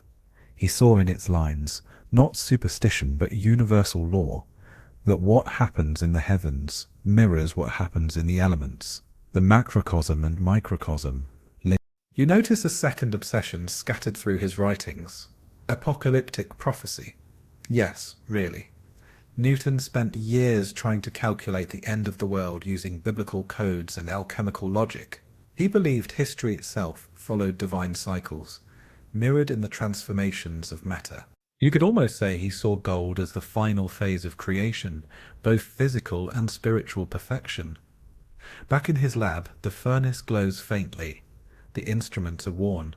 Some of the jars are cracked. But the mind at work here burns brighter than anything else in the room. It's not about gold. Not really. It's about knowledge, power, purity. The idea that matter, if understood deeply enough, will yield its secrets, not through magic, but through relentless observation, repetition, and faith in hidden order. And you have to wonder, did the man who gave us the laws of motion ever see the laws of alchemy as equally real?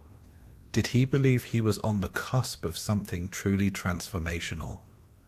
Or was it always a private hope, flickering like a candle in a darkened lab? One final note you read, tucked into the back of a bound manuscript, says simply, "Truth is the offspring of silence and meditation." You let the words linger. Maybe the world isn't just governed by forces we can see and measure. Maybe, as Newton believed, there's a deeper resonance beneath the surface, one that bends metal, moves planets and touches the soul. You rise from the bench and glance once more at the notebooks. The ink is faded. The glassware. But the questions, the wild, hopeful, terrifying questions, still burn. And perhaps just like Newton, you'll never stop asking them. You step into a narrow chamber tucked between the cloisters of a medieval city's university. A single stained glass window filters multicolored light onto two figures mid-argument, one in a velvet robe, the other in coarse wool. On the table between them, a jar of mercury, a stack of anatomy diagrams, and a crucible still warm from the fire. Welcome to the tense, often absurdly theatrical world where medieval alchemists and physicians clashed, not just over treatments, but over truth itself. In one corner stood the physicians, trained in Galenic theory, armed with long Latin words, and largely shaped by university lectures and dusty texts. In the other, the alchemists, part tinker, part mystic, their knowledge drawn from experimentation, symbols, and more than a few cracked scrolls. You glance between them now, watching as the debate escalates. The physician gestures grandly toward a diagram of the four humours, while the alchemist counters with a colour wheel of elemental phases. Both claim to cure fevers. Neither can quite explain why people keep dying anyway. Historians still argue whether this tension was purely professional or rooted in deeper philosophical differences. Physicians believed in diagnosing through balance and humoral charts. Alchemists, meanwhile, saw disease as a corruption of matter, a chance to restore harmony through chemical transformation. It's not that one was right and the other wrong. It's that they were speaking in entirely different languages, sometimes literally. You pick up a physician's manual from the University of Bologna, circa. It's filled with precise instructions, pulse analysis, urine charts, recipes for herbal salves. Now compare that to an alchemical treatise from the same period. Poetic instructions to draw down the lunar spirit from silver and ignite the green dragon's tail to extract fire's purity. You can see why one group thought the other was out of its mind.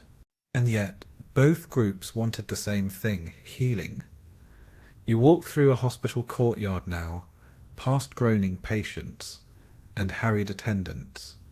One patient is being bled to relieve a fever, standard practice. Another, nearby, is sipping a cloudy potion brewed from vinegar, mint, and powdered coral, an alchemical preparation meant to cool the fire within. The results? Inconclusive, but the placebo effect strong. Some physicians began adopting alchemical remedies, especially as herbal medicines expanded into tinctures, syrups, and distillates. But they rarely credited the alchemists. To maintain academic superiority, Medical faculties dismissed most of alchemy's theoretical foundations, while quietly borrowing their lab techniques. You find a university record noting the addition of a distillation room to the medical wing, strictly for approved academic use, of course. One of the most famous figures to straddle this divide was Paracelsus, a Swiss-German physician in the 16th century who openly mocked traditional medicine. You meet him now in spirit, stomping across the stage of a lecture hall, shouting that all the universities and doctors are fools. He carried a sword filled with alchemical elixirs, wore a floppy hat, and named diseases after minerals and planets. He also burned Galen's works in public. Subtlety was not his strength. But Paracelsus did more than make a scene. He pushed medicine toward chemistry. He insisted that illness came from external sources, like poisons, and not just humoral imbalance. He championed the use of specific substances to target ailments: mercury for syphilis, opium for pain, antimony for purging. Risky, absolutely, but revolutionary. You peek at one of his notebooks and find a crude but functional guide to producing laudanum, a powerful tincture of alcohol and opium that would become standard medical fare for centuries. And he wasn't alone. Other physicians slowly followed. You find references to chemical medicine spreading across Europe, particularly in German and Dutch universities. These doctors began distinguishing themselves from the old Galenic model, integrating alchemical insights while scrubbing away the dragons and dream logic. Medicine was transforming, and yes, the irony would not be lost on the alchemists who spoke constantly of transformation. Still, tensions remained. The guilds of physicians sought to maintain control, licensing who could heal and what treatments were respectable. Alchemists, meanwhile, continued to operate in liminal spaces, sometimes funded by nobles, sometimes chased out by church authorities, sometimes both in the same week. You read a letter from an alchemist in Prague begging a local bishop for permission to reopen his lab, promising no further incidents involving green smoke or disappearing chickens. One curious tidbit: despite the arguments, both camps agreed on the importance of colour changes in diagnosing and treating illness. Physicians used the hue of urine and phlegm as diagnostic tools, while alchemists saw colour as a sacred code revealing the internal transformation of matter. So, while one doctor might declare yellow bile to be too hot, an alchemist might say, the same patient is overcome by solar imbalance. Different metaphors. Same patient. You walk into a wealthy noble's home now, where 2 healers have been summoned. The physician arrives with assistants, charts and a curt refusal to try anything not approved by the College of Surgeons. The alchemist arrives with 2 vials, a candle, and a poem about elemental purity. The noble listens politely, then takes both their remedies. Days later, he claims to feel better. No one can say which remedy worked. He simply adds them both to his estate's approved treatments list. That's medieval healthcare for you. It's also a reminder that back then, medical outcomes were hard to measure. Recovery depended as much on environment, belief, and luck as it did on the treatment itself. You find notes in a 15th century physician's journal: patient expired after elixir, uncertain if due to the elixir or the pox. Another reads, patient improved after steam distillation and prayer, will attempt both again. Even the church, ever wary of alchemical excess, sometimes preferred results to orthodoxy. In plague-ridden towns, bishops quietly tolerated unlicensed alchemists when physicians fled or ran out of leeches. You stumble across a record from Avignon noting that the man of fumes and fire has had moderate success with the afflicted. His reward? Continued permission to experiment outdoors. By the 1600s, the walls between alchemy and medicine had thinned. Alchemists adapted. Some reinvented themselves as apothecaries, selling distilled remedies under more scientific labels. Others joined universities and changed the language of their work to align with new chemical frameworks. and some simply vanished into history, forgotten footnotes in a story they helped write. You now stand in a quiet library, surrounded by treatises from both sides. The physician's manuals are neat, indexed and practical. The alchemist's works are dreamy, symbolic and strange. And yet, beneath both lies the same hunger to understand the body, to ease its suffering, to touch the unknown, and as you blow out the candle and let the smoke drift toward the ceiling, you wonder, perhaps all that arguing was just two halves of the same soul, divided not by purpose, but by vocabulary. You're now standing in a cramped tower chamber lit by morning sun, filtering through a tiny stained glass window. Every inch of space is cluttered, shelves groan with leather-bound tomes, scrolls lie half unrolled across the floor, and dangling from a hook is a copper alembic still stained with something that looks suspiciously like dried beet juice. But what really catches your eye is the parchment on the desk. It's covered in lines of Latin and Greek. Then halfway down the page, it devolves into a swirling mess of symbols, spirals, stars, and something that may or may not be a badly drawn frog. Welcome to the bewildering, sometimes hilarious, and often deliberately encrypted language of medieval alchemy. It wasn't just what alchemists did that set them apart, it was how they wrote about it. If you thought the recipes so far were confusing, you haven't seen anything yet. You bend over the page and squint. There's a circle with a triangle inside it, a snake eating its tail, a sun symbol connected to a droplet, followed by 3 dots arranged like a pyramid. It's not just decoration. This was the working vocabulary of many alchemists, known as decknamen or code names.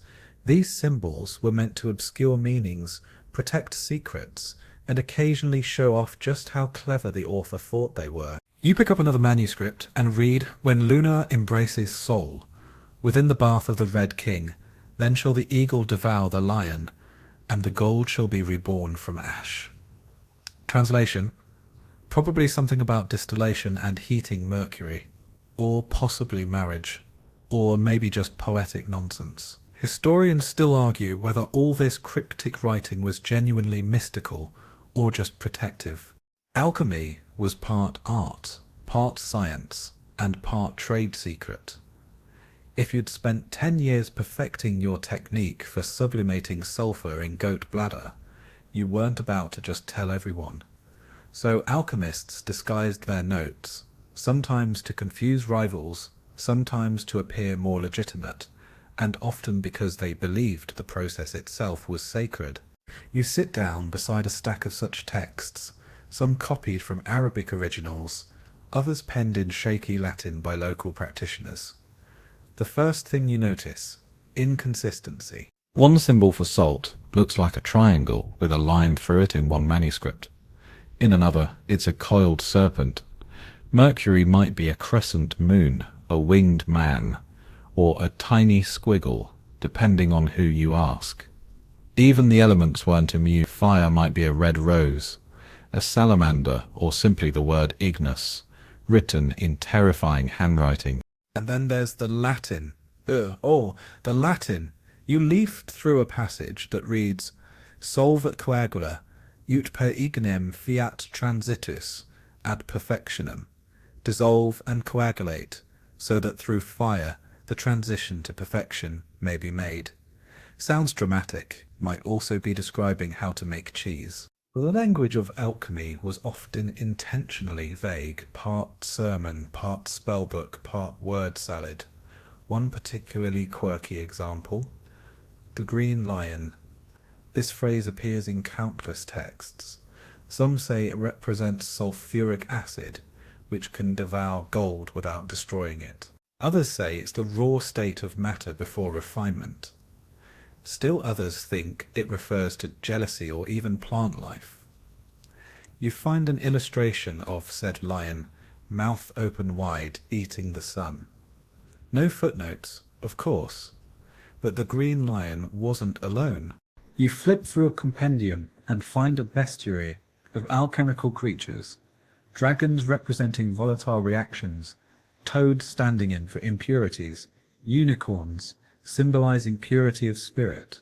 Each had layers of meaning, often shifting depending on context. It's like reading a dream diary co-authored by a chemist and a medieval poet with insomnia. Yet these symbols weren't just whimsy, they were mental tools. In an age before chemical formulas and standardized notation, alchemists used metaphor to remember steps, explain abstract concepts, and encode spiritual truths. You imagine a student being taught that when the black crow flies, the work has begun. It's vivid, mysterious, and absolutely unforgettable, even if you're not quite sure what it means. Still, the ambiguity created problems. By the late 15th century, entire libraries were filled with contradictory recipes, overlapping metaphors, and symbols that meant different things to different people. One alchemist might swear that the Red King refers to iron in its purified state. Another might claim it's cinnabar. A third may insist it's a phase of spiritual awakening. You start to see how easily confusion became tradition. And yet, it worked, sort of. Despite the chaos, the cryptic system had structure. You uncover an elaborate chart mapping colors, symbols, elements, planets, and body parts.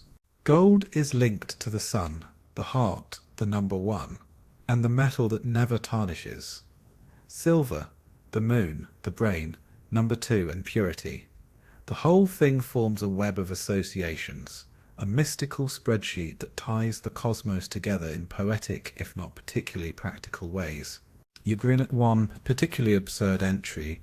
Combine the tears of the moon with the breath of Venus under the watch of Saturn, and you shall know the truth. What exactly are tears of the moon?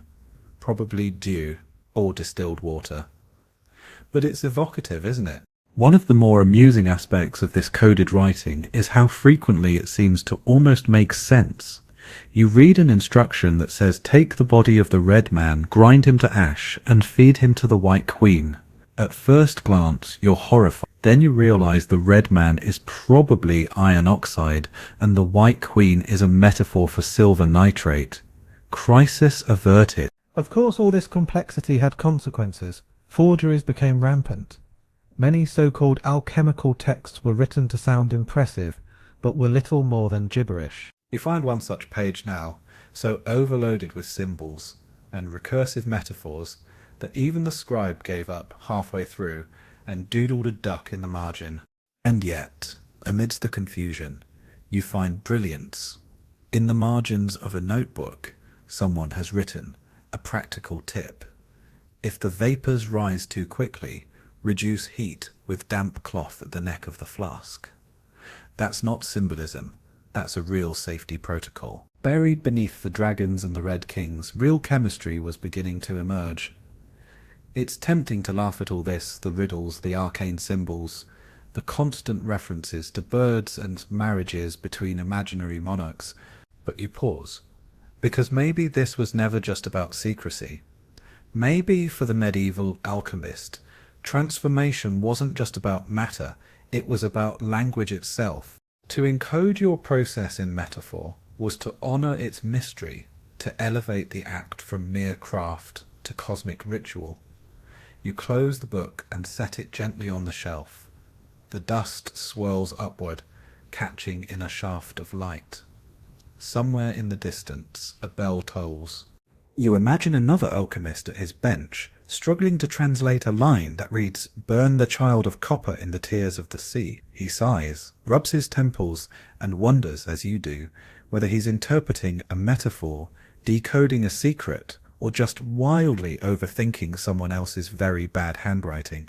Still, he keeps at it, and so do you, because buried inside that coded chaos, there just might be a glimmer of gold. You step quietly into a stone-walled chamber, tucked behind the kitchens of a small monastery. The fire here is steady, the tools precise, and the atmosphere unmistakably focused. But what surprises you isn't the equipment, it's the figure tending the furnace. Not a grey-bearded monk, Not a court-funded savant, but a woman in a plain linen apron. Her sleeves are rolled, her hair bound in a kerchief, and her eyes are locked on the slow swirl of a golden liquid in a glass vial. You're witnessing something rarely recorded but quietly pivotal, the work of a female alchemist. Though history often forgets them, women were far from absent in the medieval alchemical world. They stirred tinctures, distilled potions, catalogued ingredients, and when the moment allowed, pursued the same grand transformations as their male counterparts. You crouch beside the furnace now, watching as she adds rose ash to a boiling mixture. Her movements are practiced. This isn't her first attempt, and likely not her last. You look around the room, organized but clearly lived in. There's a row of labeled jars, many marked in a delicate script. Nearby, tucked beside a herbalist's ledger, is a manuscript bound in worn calfskin. The first few pages are faded, but the handwriting is meticulous. It begins not with incantations or mystical metaphors, but with notes on yield, boiling points, and ratios. This is not superstition. It's chemistry long before the term existed. Women entered the world of alchemy in various ways. Some were nuns, tending monastic infirmaries where medicine blurred into the mystic. Others were widows of alchemists, continuing the work after their husbands died, sometimes more successfully than their partners ever had. And some, like the figure before you now, were born into families where knowledge was passed down like any heirloom, carefully, quietly, and often just out of sight of the law. Historians still argue about how many women actively contributed to alchemical texts, because many wrote anonymously or under male pseudonyms.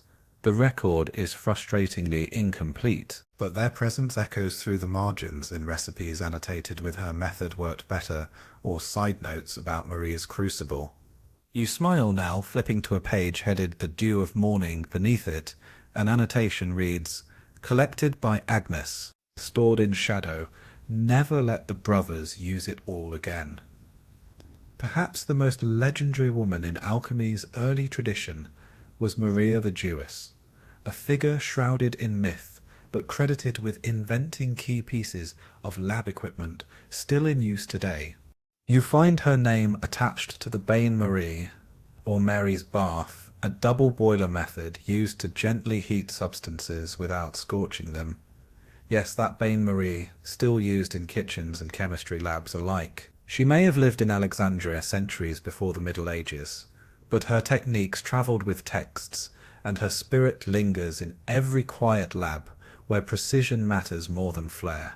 You lean over the work table now and examine a copper distillation coil, hand-wound, slightly dented, and clearly cared for.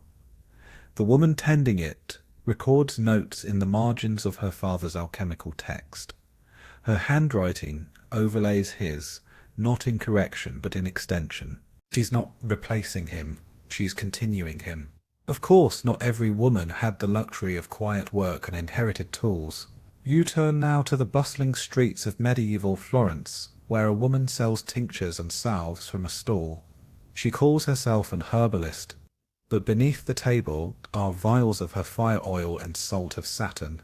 She learnt these recipes in secret from an old apprentice who took her under his wing after seeing her treat a fever with garlic and vinegar. Her remedies work, but if caught selling them without guild approval, she risks fines or worse. Alchemy, after all, was still tangled in gendered expectations. A male alchemist might be a genius. A female alchemist? Suspicious. Possibly a witch. You flip through court records from the 15th century and find a disturbing pattern. Women accused of sorcery were often in possession of herbal mixtures, distillation tools, or notes describing transformative rituals. Were they alchemists? Healers? Fraudsters?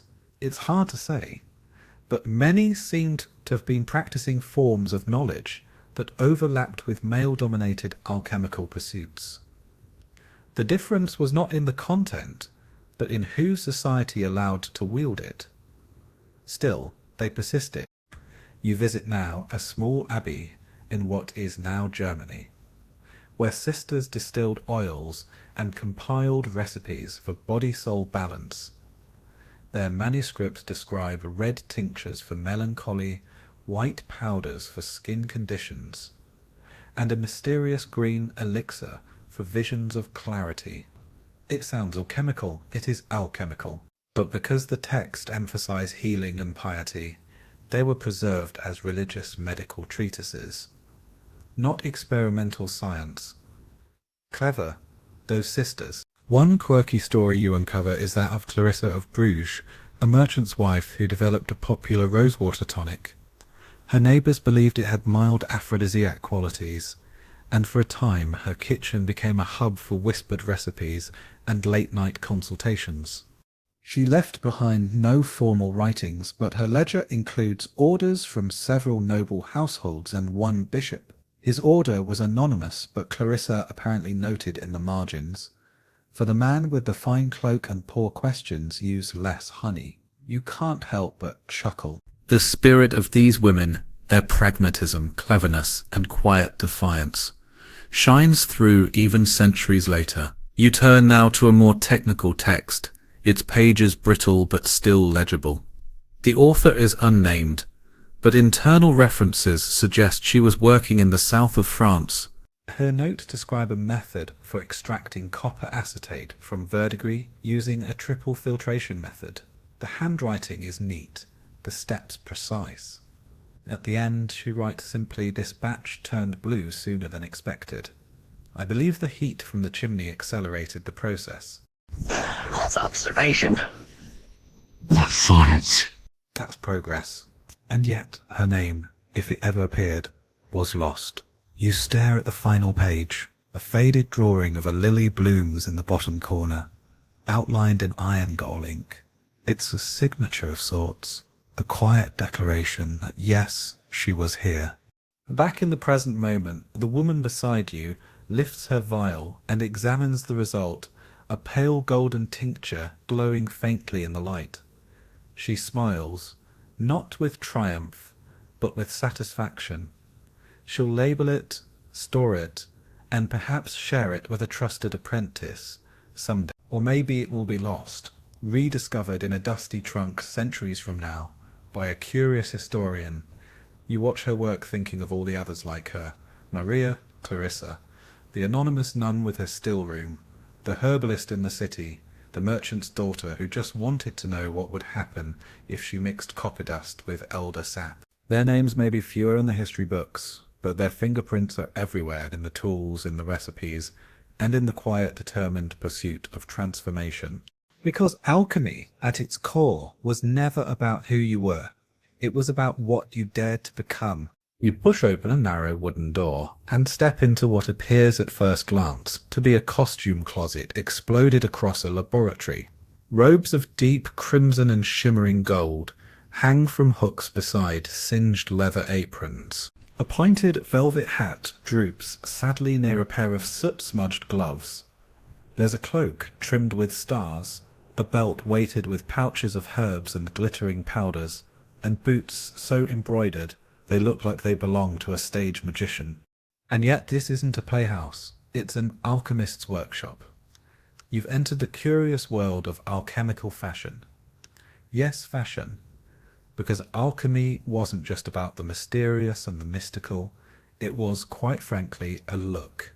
Aesthetic mattered. How you dressed said as much about your philosophical allegiance and intellectual rank as your scrolls or flasks ever could. You run your fingers along a stiff robe dyed with walnut ink and trimmed in stitched alchemical symbols. This wasn't a mere lab coat, it was a statement. You examine an illustration from a 15th century manuscript. The alchemist is depicted not as a dirty-handed tinkerer, but as a regal figure. He wears a robe covered in sun and moon emblems, a long beard, and a cap that's somewhere between wizard and weather vane. Around him swirl banners inscribed with Latin, Solvit Coagula, VITIO, and of course the ever-present Ouroboros, the snake eating its own tail. Was this how alchemists actually dressed? Or was it how they wanted to be seen?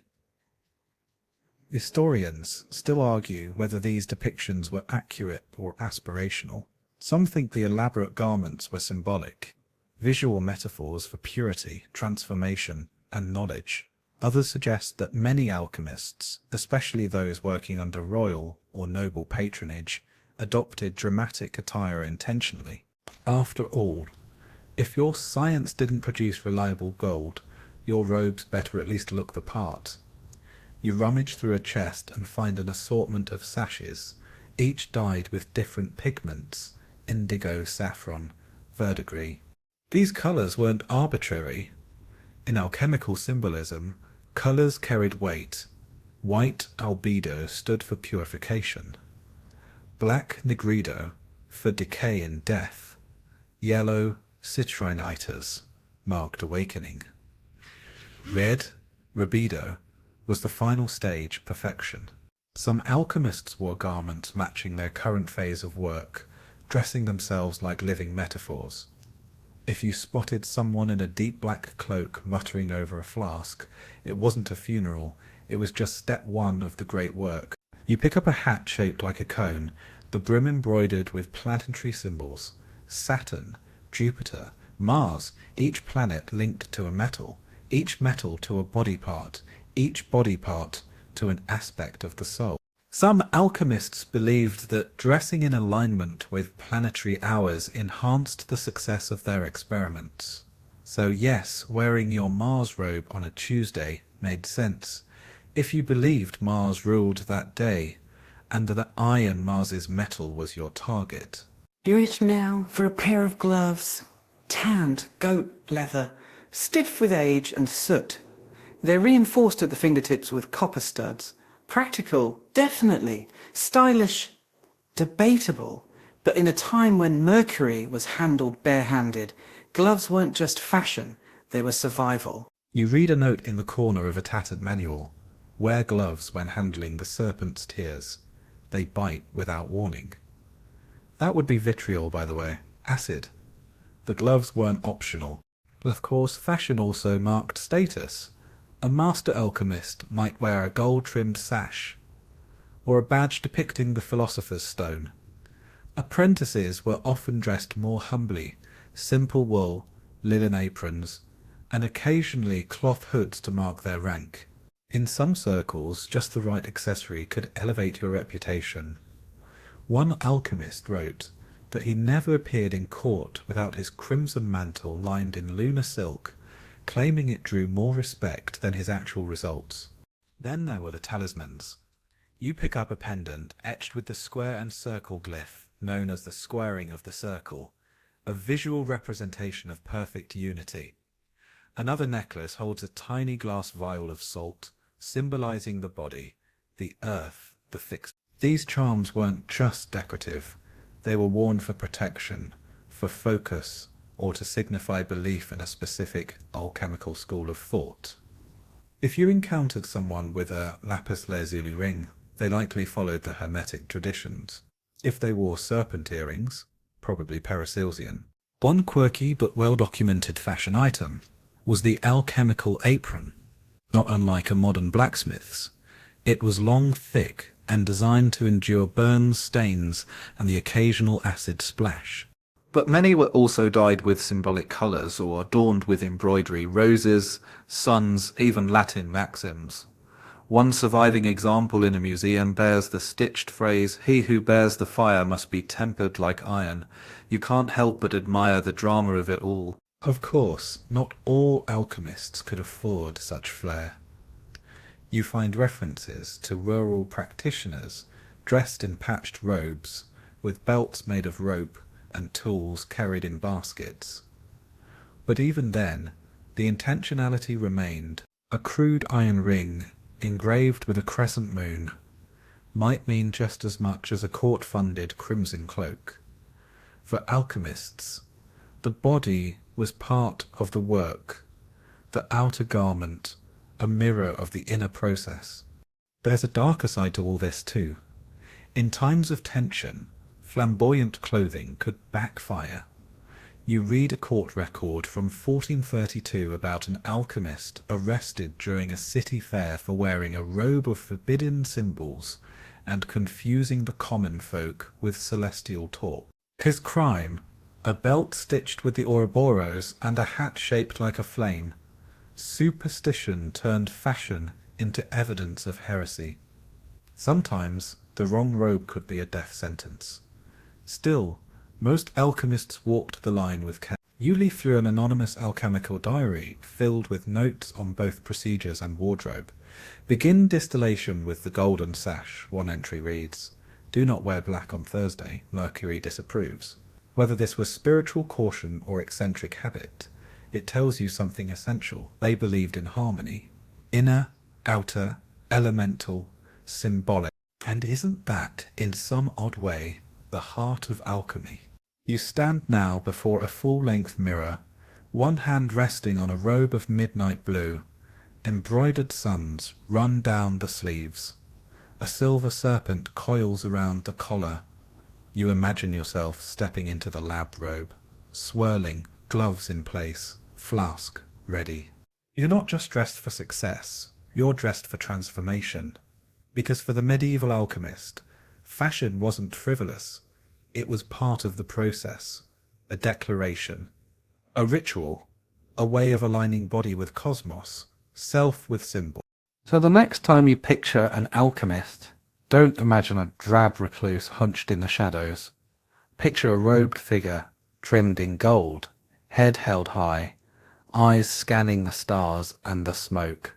Because sometimes the path to transformation begins with dressing the part. You now find yourself following the faint scent of scorched parchment through a damp stone hallway, boots echoing as you walk. A heavy oak door creaks open ahead, revealing a flickering chamber, thick with candlelight, smoke, and the faint buzz of whispered Latin. Inside, a wiry man, in a soot-darkened robe, paces between stacks of books and a fireplace crackling beneath a dented iron cauldron. His name is Roger Bacon, and he's about to try something that might just get him excommunicated. Again, Roger Bacon, the 13th century English friar and scholar, wasn't your typical alchemist, or monk for that matter. He had little interest in quietly copying texts or keeping his head down in theological debates. Instead, he demanded to know how things worked, and he pursued answers with the relentless energy of someone who believed knowledge itself was holy, even when it came wrapped in fire, fumes, and deeply questionable safety practices. You approach his cluttered desk, where several sheets of vellum have been pinned together with a rusted knife.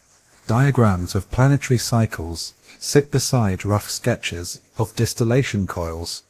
Scribbled in the margins are notes like, Mercury reacts too strongly to heat. Try oil of vitriol next time. You notice a small drawing of an exploding flask in the corner with an arrow labelled bad. He's muttering to himself now, hunched over an apparatus built from recycled alembics, broken goblets, and what appears to be half of a pewter goblet. Sulphur, salt, mercury, perhaps more salt, he says, before frowning at a bubbling pool of dark liquid, or less. This wasn't just idle curiosity. Bacon believed that experimentation, real, physical engagement with the material world, was the only way to uncover truth. That alone made him dangerous in an age when much of academia revolved around copying ancient texts and interpreting scripture. It didn't reject faith. Far from it. It did believe that God's creation could and should be explored, dissected, and understood. Historians still debate how deeply Bacon engaged with alchemy itself. Some argue he was more of a philosopher dabbling in natural science than a true transmuter of metals. Others point to his writings full of cryptic references to transformation, purification, and hidden elements, as proof he was neck-deep in the alchemical tradition, just careful with his wording. You peer into one of his treatises, Opus Majus, and find passages describing lenses, telescopes, and even early theories of gunpowder. He may not have been the first European to write about explosives, but he was among the earliest to recognize their power and their danger. You read, a small amount of saltpeter, mixed properly, can imitate thunder and lightning. No kidding. You glance over at the fireplace, where a lumpy sack of charcoal sits beside a horn filled with what's probably powdered sulfur. Beside it, an open jar labeled salpetre, saltpeter. You do some mental math. Then you take one careful step back. What makes Bacon such a fascinating figure is that he straddled multiple worlds. He was a friar, bound by monastic vows, but he also studied optics, linguistics, mathematics, and astrology. He revered Aristotle, but wasn't afraid to challenge his conclusions. He copied texts, yes, but also corrected them. He studied Arabic works with admiration and integrated what he learned from Muslim scholars, particularly in medicine and mathematics, into his broader theories. In many ways, Bacon was one of the first Europeans to openly argue that knowledge from non-Christian sources deserved serious study. That was heretical enough. But his insistence that the world could be known through direct experience, that was outright narrationing. You move toward a low shelf and pick up a scroll labeled Experimentum Secretum. The ink has faded, but the meaning is clear. This was a private experiment, recorded carefully, but never shared beyond the walls of his study. It describes a method of extracting colored oils from crushed minerals, perhaps an early form of chromatography. Bacon notes the time of day, the temperature, the dryness of the air. These weren't mystical instructions, they were data points. Yet even as he pursued measurable outcomes, Bacon couldn't quite let go of the spiritual implications. He believed that matter reflected divine patterns, that the transformations in the crucible mirrored the transformations of the soul. You read another note, as base metals crave gold, so the corrupted spirit craves the light. It's not a scientific claim, it's a worldview. And that worldview, bold and unconventional, made him enemies. You pause now to read a letter from a bishop, polite but firm, reminding Bacon to focus on approved theological topics and avoid speculative sciences without express permission. That letter was written before he was imprisoned by church authorities for suspect novelties. The records don't make clear exactly what the charge was. Some say he promoted forbidden knowledge. Others think he simply annoyed the wrong people. Either way, his appetite for inquiry cost him his freedom, but the spirit of his work didn't die in that cell. His ideas filtered into later thinkers, who drew inspiration from his insistence that knowledge had to be earned, not inherited. Alchemists in the 14th and 15th centuries began keeping more detailed records, experimenting with more consistency, and pushing beyond metaphor into method. Many of them cited Bacon, even if they weren't quite sure how to pronounce his name. A quirky footnote: one 16th century German alchemist wrote an entire commentary on Bacon's description of the Green Lion. The problem is, Bacon probably never wrote about the Green Lion. The text had been misattributed to him centuries earlier. And yet the commentary became famous in its own right, shaping how alchemists interpreted the digestive fires of matter. Welcome to the chain reaction of medieval knowledge. One spark, misread or not, could burn for centuries. If you look around the lab one more time, the tools are simple. Wood, glass, metal. But the ambition behind them is enormous. Bacon didn't want to become rich or immortal. He wanted to understand not just what the world was made of, but how it moved, why it burned, where it pointed. His pursuit was as spiritual as it was scientific. The fire in the hearth dims, and the flask beside it begins to cool. Bacon doesn't flinch. He simply adjusts his notes, makes a mark in the corner, and leans closer. "Not yet," he murmurs. You realize something then. This isn't failure. It's transformation and progress. You emerge from the quiet of an alchemist's cluttered chamber and step into a very different kind of reality. The air outside is thick and oddly still. Town criers shout updates in trembling voices, doors are slammed shut, and smoke curls from the streets, not from furnaces this time, but from the pyres of the dead. It is the 14th century. The Black Death has arrived, and into this nightmare the alchemists come, robes trailing ash, flasks clinking, bearing promises they may or may not be able to keep. It's easy now, with the benefit of modern science, to scoff at their cures. But you must remember, people were dying in the tens of millions. Physicians were overwhelmed or absent. Priests fell ill during Mass. Whole towns vanished in silence. Desperation ruled. And in that void, alchemy offered something rare, hope. You walk down a narrow alleyway past makeshift infirmaries. In one, an alchemist adjusts a burner beneath a ceramic retort. He claims the vapor will clean the bad air. His recipe includes vinegar, rosemary, sulfur, and of course a few drops of mercury. He's created a rudimentary fumigation system. The patients inside still cough, but one woman says the air smells better, and that alone seems a small blessing. Alchemy's response to the plague took many forms. You find a plague potion recipe tucked in a leather-bound notebook, crushed emerald, white wine, camphor, powdered gold leaf, and viper's flesh. Yes, real snakes. The idea was rooted in sympathetic magic, the belief that a poison could be driven out by another more controlled form of poison. Viper flesh was believed to contain a subtle fire that, when properly processed, could burn away the seeds of disease. Historians still argue whether this was metaphor or literal prescription. Honestly, both seem equally plausible. You wander into a town square, where a public alchemical demonstration is underway. The practitioner stirs a copper cauldron over open flame, drops in herbs said to purify the blood, and then pours the mixture into dozens of tiny vials. He tells the crowd, "Drink this when the boils begin, and you may yet see the sun." The people clutch their vials like relics. They've seen the alternatives: bleeding, prayers, or nothing.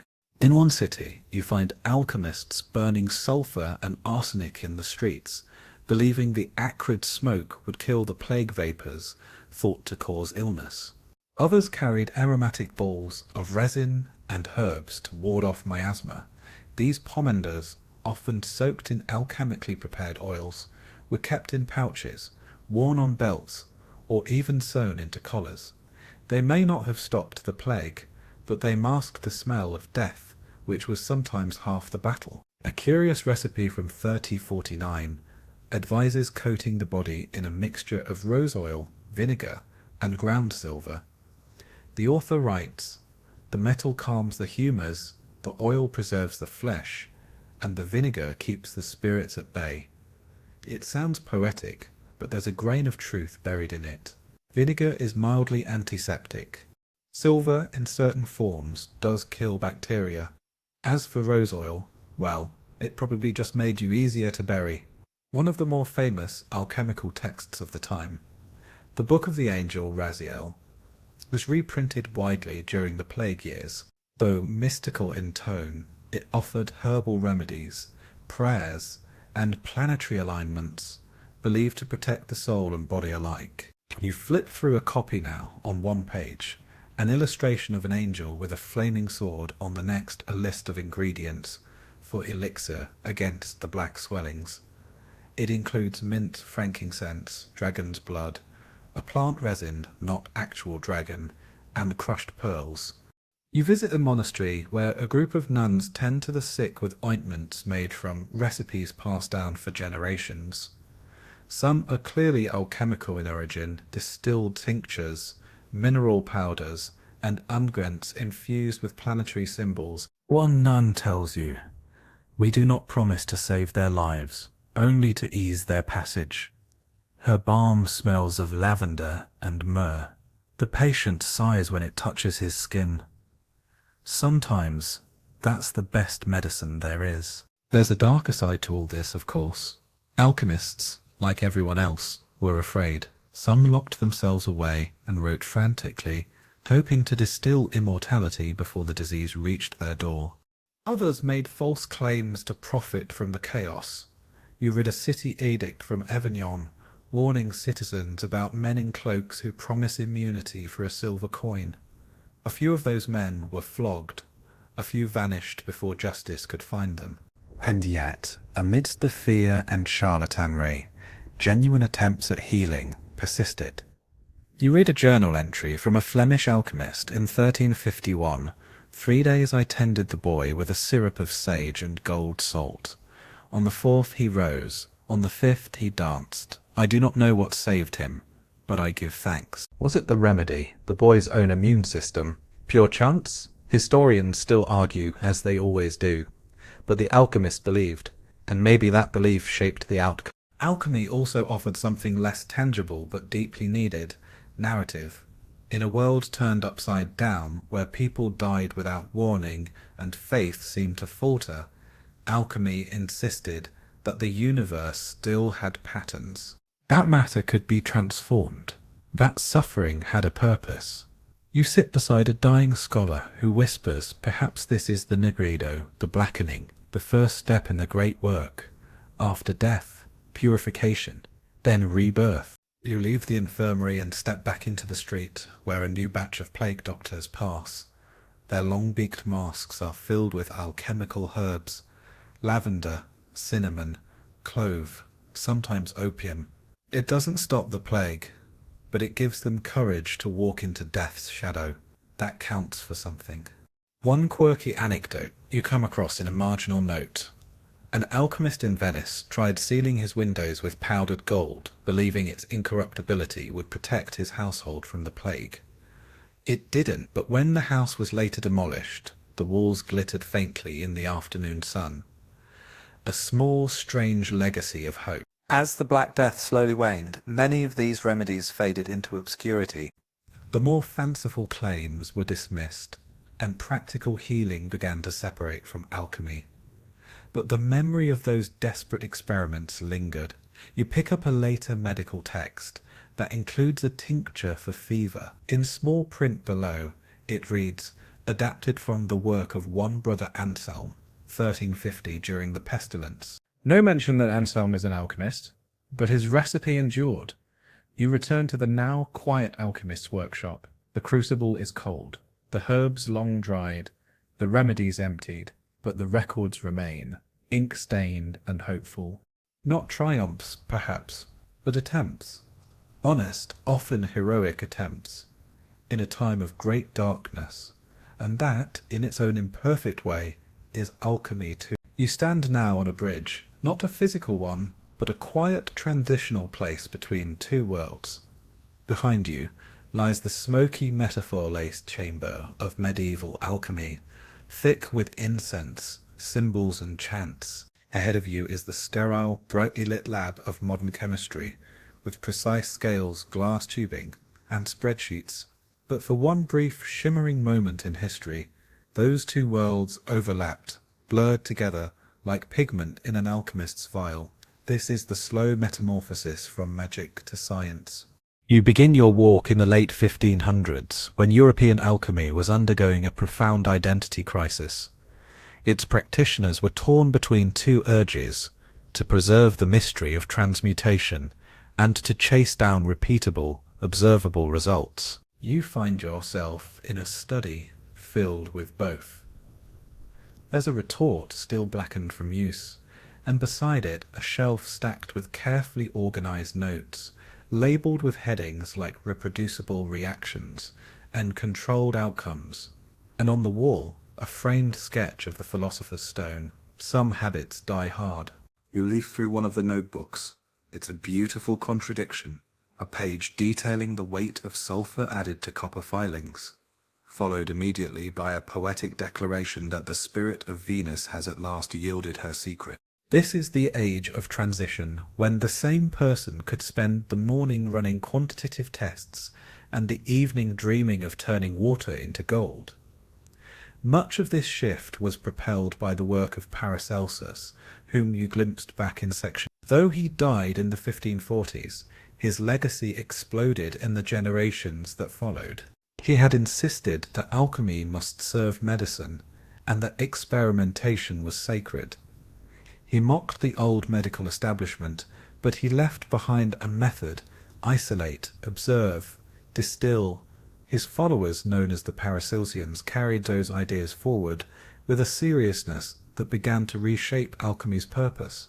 You watch as one such student prepares a tincture, recording every step in careful Latin, the precise temperature of the bath, the colour shift from green to blue, the odour at the moment of reaction. He doesn't talk about the green lion or red kings. He talks about sulfuric acid, lead acetate, and alcohol. He's not abandoning alchemy, he's evolving it. At the same time, academic institutions were becoming more curious and more skeptical. You stroll through the halls of Leiden University in the Netherlands circa 1609. In one classroom, a professor lectures on distillation while referencing ancient alchemical texts. In the next, a young student raises his hand and asks, "But has anyone actually seen gold formed from lead?" There's an awkward silence. The old metaphors are cracking under new questions. Historians still argue exactly when alchemy became chemistry.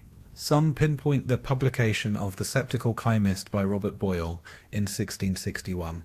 You hold a first edition in your hands now, its cover plain, its pages dense. Boyle, often called the father of modern chemistry, argued against the classical notion of the four elements earth, air, fire, water, and instead proposed that substances were composed of more basic corpuscles, what we'd now call particles or atoms.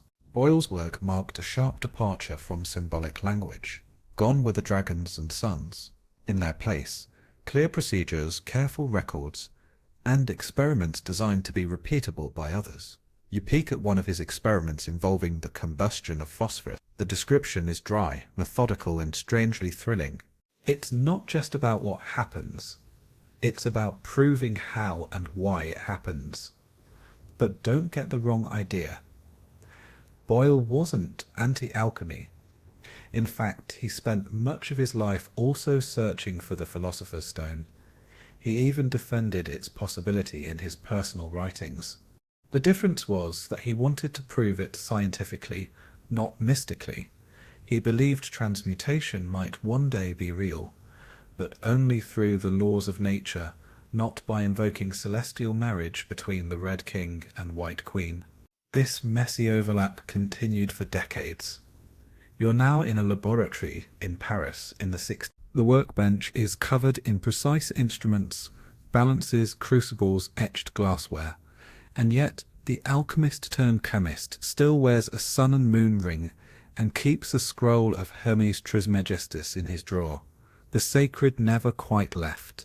It just learned to wear a lab coat. You flip through a student's chemistry textbook from the early 1700s. There's a chapter on acids and alkyls, followed by a brief section titled On the Transmutation of Metals. It's only 2 pages long, written in a skeptical tone, but it's there, a holdover, a final ember. And then slowly the embers cool. By the mid-18th century, chemistry has solidified its new identity. You visit the laboratory of Antoine Lavoisier, the man who gave us the law of conservation of mass. His work is elegant, his language precise. He redefines element in a way no alchemist would recognize. He identifies oxygen, debunks phlogiston theory, and builds the foundation of modern chemistry. You see no serpents on his wall, no poetic riddles in his notes, but look closely in the way he reveres the balance, in the care he takes to document every transformation. You can still detect a faint echo of the alchemist's mindset, the idea that matter holds secrets, and that through ritual, now replaced by procedure, we can reveal them. A quirky side note: even as chemistry gained scientific legitimacy, Many chemists retained a fascination with alchemy's symbolism. You find a letter from Carl Jung, centuries later, describing alchemical imagery as a map of the unconscious. Alchemy, he said, was never just about metal. It was about the transformation of the self. That notion didn't vanish. It simply migrated from the laboratory to psychology. So where did the alchemists go? They didn't disappear. They became chemists, apothecaries, inventors. Some continued their mystical practices in secret, their manuscripts passed hand to hand, like forbidden treasures. Others rebranded. The word alchemy faded from the front cover, but lingered in the footnotes. You return now to that symbolic bridge between worlds. The crucible is still warm. The beakers are still bubbling, but the vocabulary has changed. The reverence remains, but the robes have given way to goggles. What was once divine metaphor is now molecular interaction. And yet, just for a moment, you glance back over your shoulder and see a shape in the flame. A lion, perhaps. Or a phoenix. Or maybe just your own reflection, curious and flickering. Because no matter how modern our tools become, the longing that drove the alchemists remains unchanged. The hunger to know, to transform, to turn the ordinary into the extraordinary. You enter a quiet Victorian library now, where the dust hangs in shafts of amber light, and every surface seems lined with red leather, gold filigree, and a peculiar scent of old optimism. The books are tall and weighty, with titles like The Secret Fire of Transmutation and On the Unseen Forces of Nature. You run your fingers along the spines. Some of these were printed centuries after alchemy was supposedly debunked, long after chemistry had claimed the throne of respectability. And yet, here they are. Whole volumes dedicated to reviving what the Enlightenment tried so hard to extinguish. You settle into a creaky chair and open one of these tomes. The preface begins dramatically. Though science has forgotten the sacred fire, we who keep the flame know that gold still hides within lead.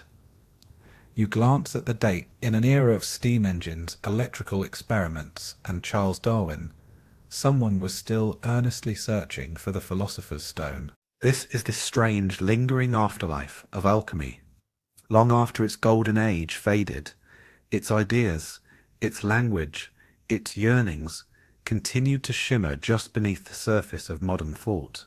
You read page after page where earnest gentlemen with unkempt beards and dusty laboratories tried to do what medieval monks and Renaissance mavericks could not. Prove that alchemy actually worked. Some pursued literal transmutation. You find a curious letter from 1891 written by a London man named Thomas Vaughan Jr., who claims he witnessed his great-uncle turn copper into silver using a herbal tincture imbued with solar rays and mineral powder. His account is detailed, his tone sincere, and his postscript casually mentions that the silver later turned black and crumbled. I believe the metal rejected its false nature, he writes, with poetic resignation. Others took a more spiritual route. The Victorian era, with its fascination for seances, secret societies, and hidden wisdom, was a perfect hothouse for alchemical revival. You explore the meeting room of a group called the Hermetic Order of the Golden Dawn, an esoteric society that believed alchemy was not about metals at all, but about the soul's purification. Their initiation rituals included references to sulfur, mercury, and salt, not as substances, but as psychological principles. To them, the blackening of lead was the necessary darkness before spiritual enlightenment. One fringe tidbit, a popular 19th century French novel, Le Comte de Saint-Germain, portrayed its titular character as an immortal alchemist who wandered Europe for centuries, never aging, never dying, always one step ahead of those who sought to capture his secrets. Though clearly fiction, rumours persisted in Paris salons and English drawing rooms that Saint-Germain had truly discovered the elixir of life. His legend grew into a cult following, with devotees gathering yearly in candlelit vigils awaiting his return. Historians still argue whether these Victorian revivals were acts of sincere belief or elaborate theatre. Some say it was merely nostalgia wrapped in robes. Others insist that a few practitioners genuinely believed they were continuing a sacred scientific lineage, just misunderstood by their modern peers. One particularly charming artifact you examine is a brass and crystal alchemical transmutation box, patented in 1888 by a man named Eliphas Groves. The instructions promise that placing a base coin inside and chanting a sequence of planetary names while aligning the device toward Venus would convert the coin to silver. You try it, of course. Nothing happens, but the craftsmanship is delightful, and there's a gentle hope in its design. As if Groves truly believed that the problem wasn't the theory, but your belief. You find newspaper clippings from the 1870s and 80s reporting miraculous transformations and mysterious men with glowing powders. The tone is skeptical but intrigued. Some columnists refer to these men as scientific sorcerers. One article from Boston warns readers of a wandering foreigner offering philosopher's powders in exchange for whiskey and ink. No follow-up was ever published. But not all attention was kind. You stumble upon a pamphlet by a stern London chemist denouncing the reek of pseudoscience, aimed squarely at alchemists still practicing under assumed titles. He warns of dangerous mixtures, poisoned apprentices, and crimes against the dignity of the laboratory. Ironically, that same chemist would go on to isolate a new compound 6 years later using a technique eerily similar to an old alchemical distillation process. One notebook from 1897 includes a recipe for something called the Mirror of Fire, a concoction involving quicksilver, crushed garnets, and egg yolk left to ferment in sunlight for its supposed purpose, to reveal the true face of the soul. The author doesn't say whether it worked, but a later entry includes the phrase, "Today I wept while watching the mixture shimmer. I do not know why." That sentence lingers with you longer than any formula. As the 20th century approached, alchemy's last serious torchbearers faded into eccentricity, but the ideas refused to die completely. You watch as fringe magazines in the 1920s publish essays titled The Secret Elements of Consciousness and Was Newton an Alchemist or Just Brilliant? The answer, as always, is both. And speaking of Newton, his alchemical notebooks, kept hidden for centuries, were finally made public. In the 20th century, they revealed a man obsessed, not just with gravity, but with purification, transmutation, and mystical prophecy. For years, scholars had assumed he only dabbled. The notebooks told a different story. One modern chemist described them as equal parts genius and dreamer, which, if you think about it, is the perfect alchemical formula. Even today, traces remain. You pass a shelf in a modern bookstore and see titles like The Alchemist's Handbook or Spiritual Chemistry for Beginners. On Etsy, people still sell Philosopher's Stone pendants and tinctures promising inner transformation. You check the reviews. They're mixed, but oddly heartfelt. So what does this lingering fascination mean? Perhaps it means that alchemy was never just about changing matter. It was about changing ourselves, turning ignorance into understanding, turning fear into curiosity, turning the leaden weight of everyday life into something a little brighter. And sure, the Victorian alchemists may not have succeeded in making gold, but they gave us something else, the stubborn belief that wonder never truly dies. That no matter how rational our world becomes, there will always be a corner of the library filled with forgotten symbols, faint perfumes, and the promise that just maybe, the impossible is only misunderstood. You rise from your chair, the leather creaking beneath you, and close the book gently, not because the story's over, but because the work continues. You stand once more at the threshold of the present, where everything is lit with sterile fluorescence and measured by precise decimal. Gone are the smoky laboratories and incense-laced scrolls, the cryptic Latin mottos and planet-charmed pendants. Now you walk the smooth, orderly halls of a modern research facility. But look a little closer, and you'll see it. The ghost of alchemy is still here, watching quietly from behind the beakers. In a glass-walled chemistry lab, a technician adjusts the flame beneath a flask, filled with pale blue liquid. Data scrolls across a monitor. She's synthesizing a compound to treat a rare metabolic disorder, using computer-modeled reactions and advanced chromatography. It seems a world apart from the wild guesses of medieval alchemists, but the process break, isolate, recombine, refine is eerily familiar. It's alchemy, minus the poetry. Even the language lingers. You pause at the bulletin board, advertising a seminar titled Transformative Catalysis. In another wing, someone's discussing base molecules and elemental precursors. These phrases could have walked straight out of a 14th century alchemist journal. One scientist jokingly refers to his lab as the Crucible. The term fits better than he knows. You enter a university lecture hall. On the chalkboard is a diagram explaining protein folding. The professor draws 3 shapes and says, "Here we have sulfur, the agent of transformation, mercury, the flux, and salt, the stabilizer." The students chuckle. He's borrowing alchemical metaphor to teach biochemistry. It's an old habit that never quite died. Historians still debate how much of modern chemistry owes to alchemy's framework. Some insist chemistry rose in direct opposition to it, burning the symbolic chaff to save the empirical grain. Others argue that alchemy laid the groundwork, providing not only crude techniques, but the fundamental belief that matter can be changed, improved, even perfected. You suspect the truth lies somewhere in the messy middle, like most things. You wander next into the office of a synthetic chemist. On his shelf, nestled between textbooks, is a copy of the Emerald Tablet, a joke gift from a colleague, perhaps. But when you flip through it, you see margin notes, some amused, others curious. One is circled 3 times, as above, so below. A little smiley face is drawn beside it. Alchemy, it turns out, was never entirely about gold. At its heart, it was about correspondence, the belief that patterns repeat across scale and form, that what happens in the heavens echoes in the lab, that the body reflects the soul. Even today, that mindset endures.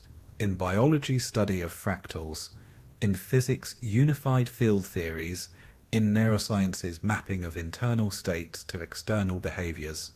Even in artificial intelligence, yes, the very system writing these words, there's a kind of philosophical alchemy at play.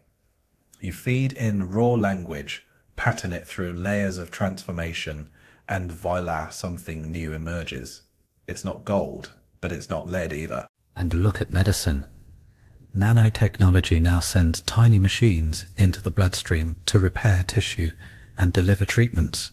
Genetic editing literally rewrites the code of life. A medieval alchemist wouldn't understand the mechanisms, but he'd recognize the impulse to perfect the body, extend life, transform the base into the extraordinary. You sit in on a conference presentation about designer molecules. The speaker describes manipulating atomic structures with such precision that entirely new materials emerge, stronger, lighter, self-healing. It's transmutation by another name. One slide reads, rearranging reality at its smallest scale. Tell that to a 13th century monk, and he'd weep with envy. One fringe tidbit, a startup in Switzerland, has begun offering philosopher's stone retreats. Guests engage in molecular gastronomy, meditative breathwork, and custom supplement regimens, said to refine the inner elements. It's half spa, half science experiment. Their logo? A triangle inside a circle. You guessed it, straight from alchemical symbology. Back in the lab, the technician's experiment is almost complete.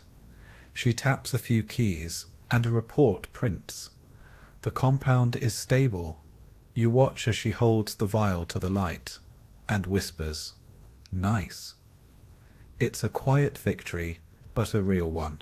Nearby, a younger researcher, tired, curious, with a tattoo of a salamander on her wrist, leans over a textbook. You ask why the salamander. She shrugs. It's an alchemy thing. Fire creature, resistant to change, but also born from it. She grins, like me during finals week. You continue through the corridors past electron microscopes and robotic arms into the less tangible spaces of modern science. Materials that change color when touched.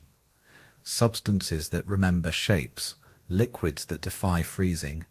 Each one is a small miracle.